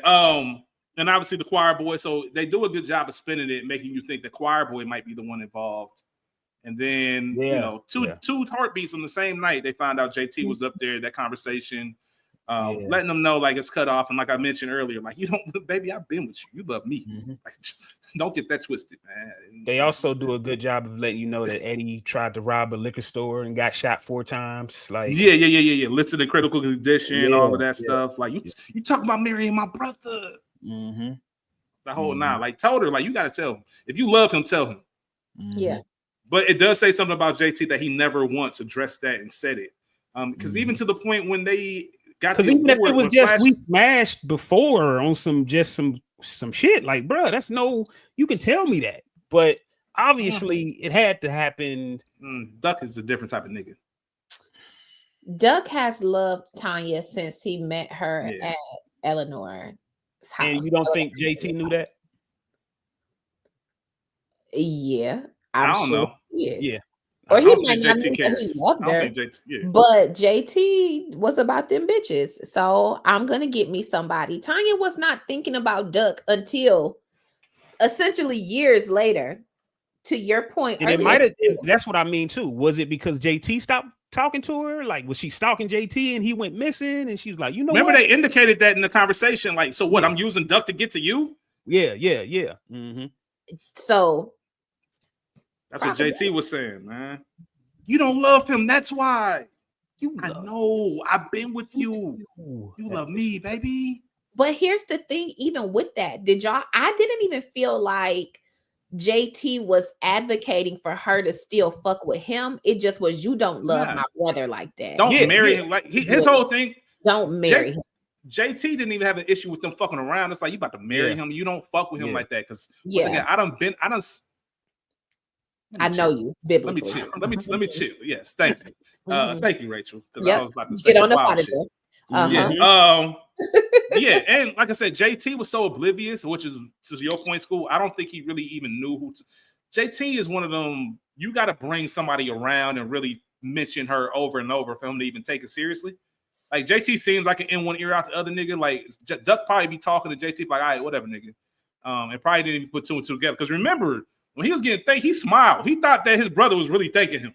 Didn't even put the pieces together. So JT just be oblivious in his own world.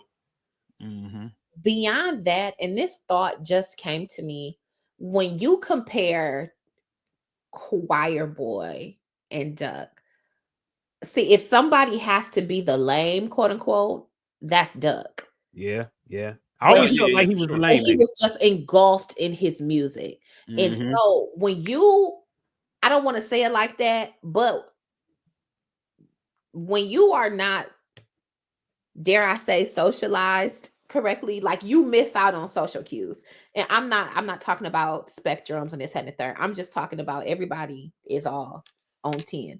When you are so engulfed and care about one thing, that's it. So you miss different shit. So Duck probably missed JT had been fucking with this bitch. You probably missed signs and cues, because JT, for all that he is, he kind of loose. You know what I'm saying? So there were probably, and we didn't get into this, but there were probably indications and things that were said that Tanya's name as a throwaway, and just like, oh yeah, da, da, da, da. You know what I'm saying? Yeah. And I know them type of hugs. You're irritating. So it's just little things. It's just little things. But yeah, man, shout out to Duck. Shout out to JT and them figuring out. Oh, we didn't get to the church scene. Niggas love a church. Go ahead. Y'all can get into it because we're pretty much at the end. The church scene and the ending is pretty much it wraps up the scene. So for sure, church scene. If you want to get into it, Rachel. Story. Choir boy invites Duck to church, and we learn that Eddie is now sober and baby doll. I call it baby girl. I didn't realize that baby doll had a problem, and maybe at one point she did, but she seemed like she was soberish. But when you get with these niggas, they'll put you onto some stuff, so you got to be careful. So, hey, hello. I just want to say, I'm laughing because I'm 8 months in sobriety, and I've shout out to you, Skool. Shout out to you, Skool. Thank you. This that scene hits so much different. 4 years in a 12-step program. 7 days, 1 day at a time. Like all that is in a talk. Like so it definitely hits different. But I'm just laughing at you, Rachel, because I've been in this shit, prior. I had been in this shit a long time, and I definitely understand what you mean. I done put some bitches on. So I know. So that's why I'm just weak. Like I'm sure. I'm positive. Baby doll probably was sniffing and fucking around a little bit. He was doing some things. She done got her gums moist. For sure. 100%, man. And that was just one of the things I think one of the reasons why this movie resonates is because there was a genuine brotherhood. There's that moment when Duck gets up, like, take your time, like just to see, like, I know what this moment means. Like, you're more than just a former lead singer of Five Heartbeats. Like, I done seen your trials and tribulations. So to see you here in the house of the Lord, and you got your voice back and all of that, like, that's just a moment. And the song, I feel like, well, come on, man, it's the same song Jimmy was singing when he was on his way down the elevator. But man, what a moment! Like, what a moment! And Duck still showing up for Eddie. Once we, if we locked in, ain't no switching up. Like, you need some material, say less. Say enough said, bro. I got you. And it's go ahead. I was just gonna say, and not only that, the other brotherhood, Eddie being the one, listen, heard about you and JT, bro. Yes. Like, just hear me out. As a nigga who done been through some shit, just hear me out. Like, maybe pick up the phone, maybe not. I'm not telling you to do anything. I'm not saying who right or who wrong. I'm just telling you to consider it. Obviously, we get the great scene where we see that whoever had kids first, just that moment of them reconnected. Absolutely, man. The studio, I can't believe the studio, 20th Century Fox wanted to cut that church scene. That's insane. These niggas don't love God. They didn't know what the term saved. Like, Robert Townsend told them, like, you can't. He was in the meetings and said you can't cut this scene because this is the scene where Eddie gets saved, and they were like, "What do you saved? What are you saved?" Like, what do you mean saved? And he was like, "You just." And then once they did the test screen, and they were like, "This was the highest rated scene ever." Like, and you know why? Because Eddie got saved, and we told you need this scene, bro. And it's one of the most powerful scenes that you can see. Them niggas was toasting the champagne saying that shit. That's crazy. And I just want to say again, I tell people, y'all know, well, I don't remember if I said it online or not, but I stepped down from the praise team at my church as I worked through some things. But like, anytime I start feeling like I feel like going home and on, that's what comes on. I'm ready to go. And just church is such a thing. And I know that we're in a time where people are kind of blah about it, and it's the church is not the cornerstone in which it used to be in our community. But I'm telling you, niggas love a redemption story. Yes, they do. And there is something about seeing someone who was in them trenches as a person of faith, seeing them come essentially, I don't want to say full circle, but seeing them make that 180 and be in this place, in the house of God, using the gift that was given to you now to give glory unto the Lord versus, come on, sister, rocks, in the alley. So we love a redemption story. And shout out to Choir Boy, because again, like the thorn in my side says, within you, what's in you has got to come out. Choir Boy, you are back in your father's church. You're back singing like you were, leading ministry. You have your friends. You have Eddie and Baby Doll, who have been with you on this journey and seen on many things with you. So I just love that. Love on your people. Don't give up on them. That's it. I have people who was in them trenches. I was gonna say it's found religion. Yeah. I was gonna say too, like, I know it's a movie, but that's one of those things of like, that's how God works. That's real. In the sense of, I got this magazine from the Rolling Stone with Where Are They Now? And I just so happened to get a letter from, you know what I mean? From Choir Boy. I ain't seen this nigga talk to this nigga in years. Like, this is crazy. That's how God works though. Like, where on your spirit, you like, you know what? This happened. Man, let me take my ass to this church. See what's up. Feel like just that crusty ass hand get you teary eyed, boy. Hey man, when you see that, hey, bro, come on every hand. Yeah. Come on, it's always gonna be some shit. Faint not. I love it, and I think that's the perfect way to wrap up into the end of the film. Obviously, the 5 heartbeats are reunited. The families around, their families are around. You have Eleanor. You know, good old cookout. You see 5 heartbeats, 5 horsemen and Flash. They on screen, and man, turn this off, bro. Tell you how much real music is like. Yeah, we'll tell you what real music is like, and then I love that Eddie's sitting there chilling. And I love the fact that it was Dresser the one to say, "Come on, Eddie." He was like, "Man, y'all sure y'all want to hang with old Eddie Kane?" Yeah, I'm sure. Like Dresser being the one to deliver that was a great touch, and then obviously, you know, one thing that they did it because you see where Duck is living.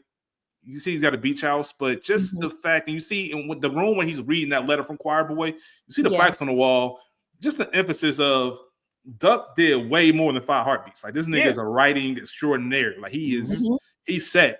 So for him to kind of look off and just being like, damn, this is where it all started, but it's been so long. Like, come on. And that was a real joke, kind of like, you know, he was always the worst dancer, because Robert Townsend was the worst dancer, like in real life, when they were trying to rehearse and all that. He was got 2 left feet. He can't dance. Self-proclaimed. So I just love that they were just together, and just the old days, man. Anytime you get to reminisce on your glory days, let people have a moment. I understand why people do it so much, because time moves fast, and taken away from me. Right, and they always say, man, the best moments are happening right now. They're not coming up. They're actually happening. You're living them right now. Hopefully we all just have the wherewithal to know that they're going on right now. So shout out to this movie, man. Obviously you could tell we love this film. Pretty much broke down every scene damn near. I do want to ask, go ahead. Before you get there, it's 2 things I want to say. The first thing is, remember, shout out to all the things that Duck went on and did. You know, he thanked JT for giving him the motivation with heartbreak, because everybody loves a good heartbreak song. We love something to cry to. But there's that. So it was good that he was afflicted. Church today is Sunday, y'all. But the other thing that we didn't talk about it, but one of my other scenes, and I don't know how I left it out, was the funeral scene of Jimmy when Eleanor slapped the fuck out of Big Red. Man, just because I don't know how we missed that. Somebody go ahead. Big Red, bro. Big Red was a motherfucker, man. That's it. Just the audacity. Go ahead. Audacity to show up, and showing up is enough. For you to go up and say you shouldn't be alone at a time like this, bro, I swear on everything. I'll stab you in here. Period. I dare you disrespect my husband in this place.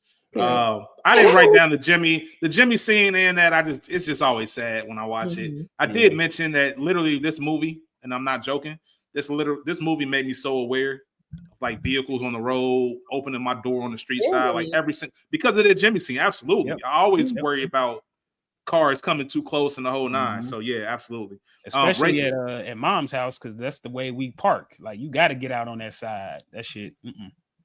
Yeah, that's real. I was gonna make a joke, but I ain't. That's like the 30th thing on the list when it comes to Beekman. Shout out to Cumminsville, man. Shout out to Millville, man. Shout out to Millville. Lava world, nigga. Best quotes, Rachel. You got any quotes? Every night I got to prove my love. Shout out to Yep. BJ, the Chicago kid who did like a 5 Heartbeats, one of his albums. It's like all these little 5 Heartbeats quotes in various scenes. So shout out to that. Okay. You wish you was me. You sure you want to hang with old Eddie Kane Jr. like a fox. You want my spot flash. You ain't gonna get it. That's it. Go ahead. Skool, what you got? I mean, she got him, man. Bruh, everything. Like everything. Extreme. Go ahead. My bad. Go ahead. Extremely quotable movie. A couple things that you guys didn't say. He knows I wrote all the music in 5-part harmony. 5-part harmony. I randomly say that shit all the time. There's a moment where when Big Red first meets the group, he does this like just a wiggle and laugh. That shit makes me laugh every time.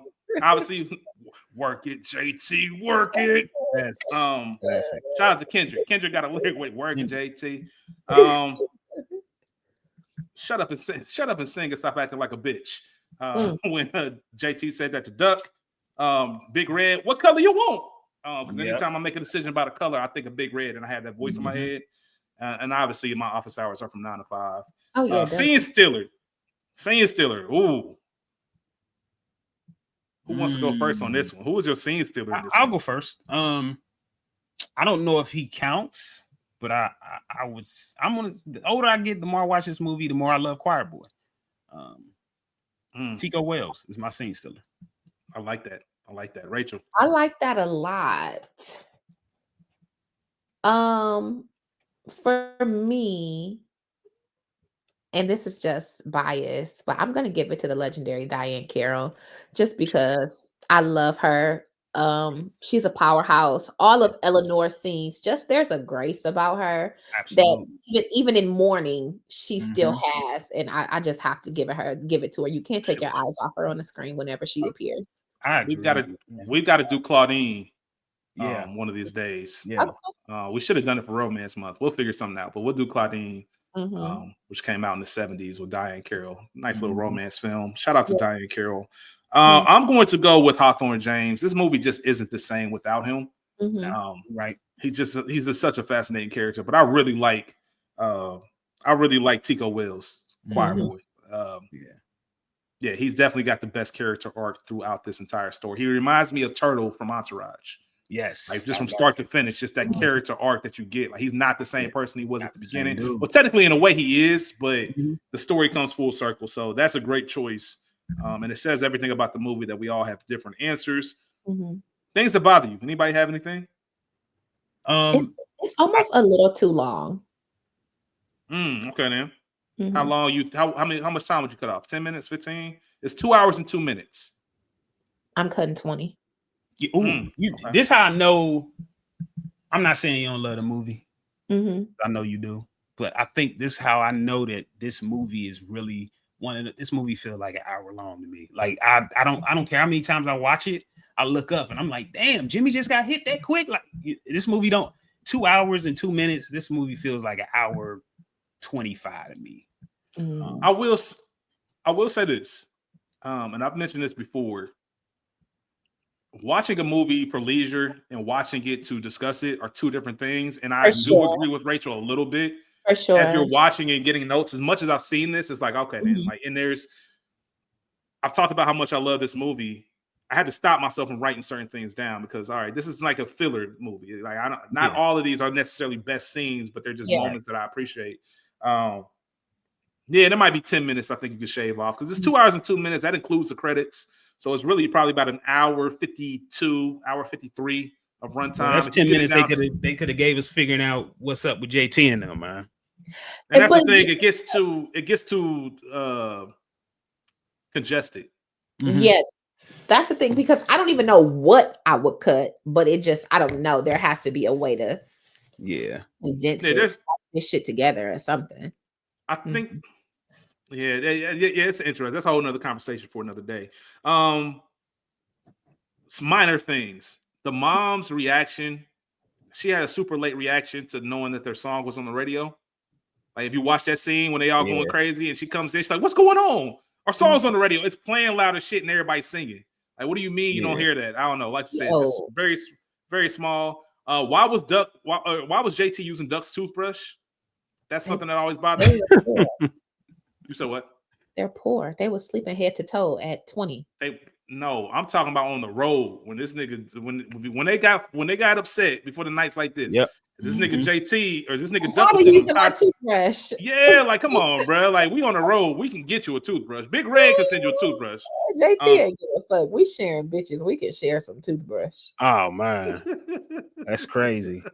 Working JT. I would have liked to. One thing that bothers me, and I would have liked to see maybe Eddie and his pops have that moment. You know. Yeah, that's something. That's a storyline that you don't really need in there. Like, you need come it. back into. You No, I don't think so. I think it's needed just so you know where Eddie comes from. Like he Eddie ain't gonna be shit because I ain't shit. And that's a thing too that I couldn't imagine being a dad in the 40s, 50s, and 60s and then trying to raise a son when you getting belittled by another man. You know what I mean? Like that's tough. Like that's tough, man. That's tough. So we didn't do what's the Denzel movie? Fences. Did we do Fences? That might. All right, come on. Yep, I'm with it. To what you're saying, when I told y'all my dad was born in 1947. When we first watched that, my dad is the oldest, and he made it very clear, like that's how it was. And my grandfather was my ace, you know what I'm saying? But again, this is 40 something years later. This is a whole nother generation. I'm retired and I can just be an old grandpa versus trying to still be a man where I'm not looked as such and try to raise boys and teach them this, that, and the third. The plight was plighting. It was very strong, but my dad is like, you know, the grandpa was a motherfucker, like, and that's it. And that story is not unique. Just it's hard. To your point. Yeah, it just makes you think, like, in those times, how do you look at your son and tell him he can be anything he want to be? You don't, because you can't. You know that. You know what I mean? It's like practical. Everything was very practical. So not to get deep, that's just one that. No, you good. The last minor thing that I have is that scene when they went to go visit Sarge. Like, why does JT have a lab coat and stethoscope on? Like, I just don't understand. Like, what are you doing, JT bro? Like, was getting bitches. Okay, I'm a doctor. Hey, I was about to JT say he probably was was scheming on some bitches. Remember, he said what he said in the car. He said, "I cry to get it, nigga." And if and he said, if they tell anybody I cried, I'm just gonna deny it. Who gonna believe him?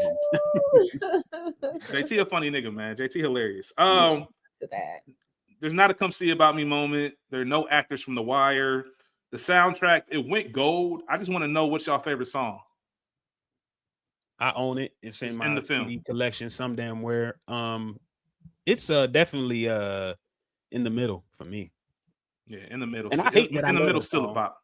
In the middle still a bop. Because Eddie don't sing the lead. Yeah. In the middle's my favorite too. That's for those out there, In the Middle is the one when Flash is at the group and they they on the guitar. It's like this 1972, that montage. So In the Middle it's still a bop. It's still good. Rachel, you got one? I think I'm gonna agree. In the Middle? In the middle, yeah. Classic songs throughout this entire film. Shout out to the Dells. Shout out to the Dells for sure. Stay in my corner. Oh, what a night. Banger. Stay, darling. Woo. Stay in my corner. Yeah. I'm gonna listen to that when you turn this shit off. That's when they were singing. You hear me? That's it. That's the problem with music. Niggas are not singing. Yeah, they ain't singing no more. Y'all are singing to each other. Yeah. Yeah. When a rich nigga wants you, wouldn't let that. And your nigga can't do nothing for you. Wouldn't let that happen to me. I don't have anything. I'm not getting caught. I'm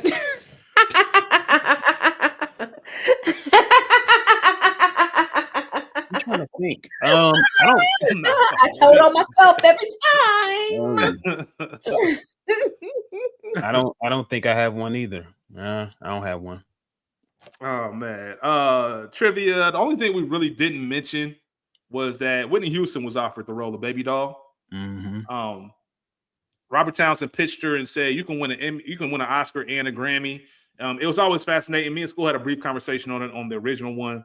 The role of Baby Doll as is just doesn't feel like enough, and that's why Whitney Houston turned it down. She said the role's too small. Yeah. I would like to imagine that they would have enhanced that role a little bit, but then you get a little bit more congested with the film. You add more story. Yeah, but Whitney Houston, shout out to her. All right. Nice hearty episode for everyone out there. We're going to wrap this up. A pleasure, of course, to have Rachel join us in the conversation. Now it feels complete. Yeah. We're happy that we can share this with you on YouTube now and the whole nine under the format of how we run the show. But we do get to the end of the episode where we like to rate the film. Rachel, the average viewer rates The Five Heartbeats a 7.5 out of 10. Too high, too low, just right. Too low, 7.8. Skool. Too low. I'm going 8.4. This is the second 10 I'm going to give out. Now, full disclosure, I understand completely that this is not a 10 by the average ratings that we use, but similar. The only other 10 that was given out was Life. Yep. Life's not a perfect movie, but man, when you talk about just meaning something to you, and like I said, my whole movie, everything that you see on this podcast that comes out week to week, my love for film, my love for television started with Five Heartbeats. Like this, I owe it all to this. Like I owe it all to this movie. This and Any Given Sunday are the two movies that I say like when I knew something was different. But I got to give it a 10. It just means that much to me. If I gave it like a real, this movie doesn't tug at my heartstrings type of rating, I'd probably give it an 8.6, 8.7. But it's getting a 10. My official answer is 10. So my second perfect score, Friday will probably be a 10. Baby Boy will probably be a 10. Baby Boy. Wait. Man, Baby Boy should be an 11. I can wait, man, because I told y'all, and I mean this wholeheartedly. Like that is the last episode of the Culture Guard I'm ever going to record. Yes. Not saying the Culture Guard going anywhere, but that's going to be it for me. I'm retiring after Baby Boy. Lastly, a rose, a bouquet, or the whole damn garden. Ray P, what you giving it? A bouquet. I might give it the garden. I love this movie. Rachel, I'm about to throw this microphone through the screen, bro. Stop playing with me. I'm gonna give it the garden. I love the Five Heartbeats. Yeah, giving it the garden. The whole damn garden, without question. Madison Square Garden, nigga. Shit. All right, you're going too far with the comedy. You done gone too far with the comedy. But listen, everyone out there, we do this for films and moments like this, just movies that we just love talking about. You see the length time on the episode. We appreciate y'all for listening, for tuning in. Hopefully you enjoy this film as much as me and Skool do.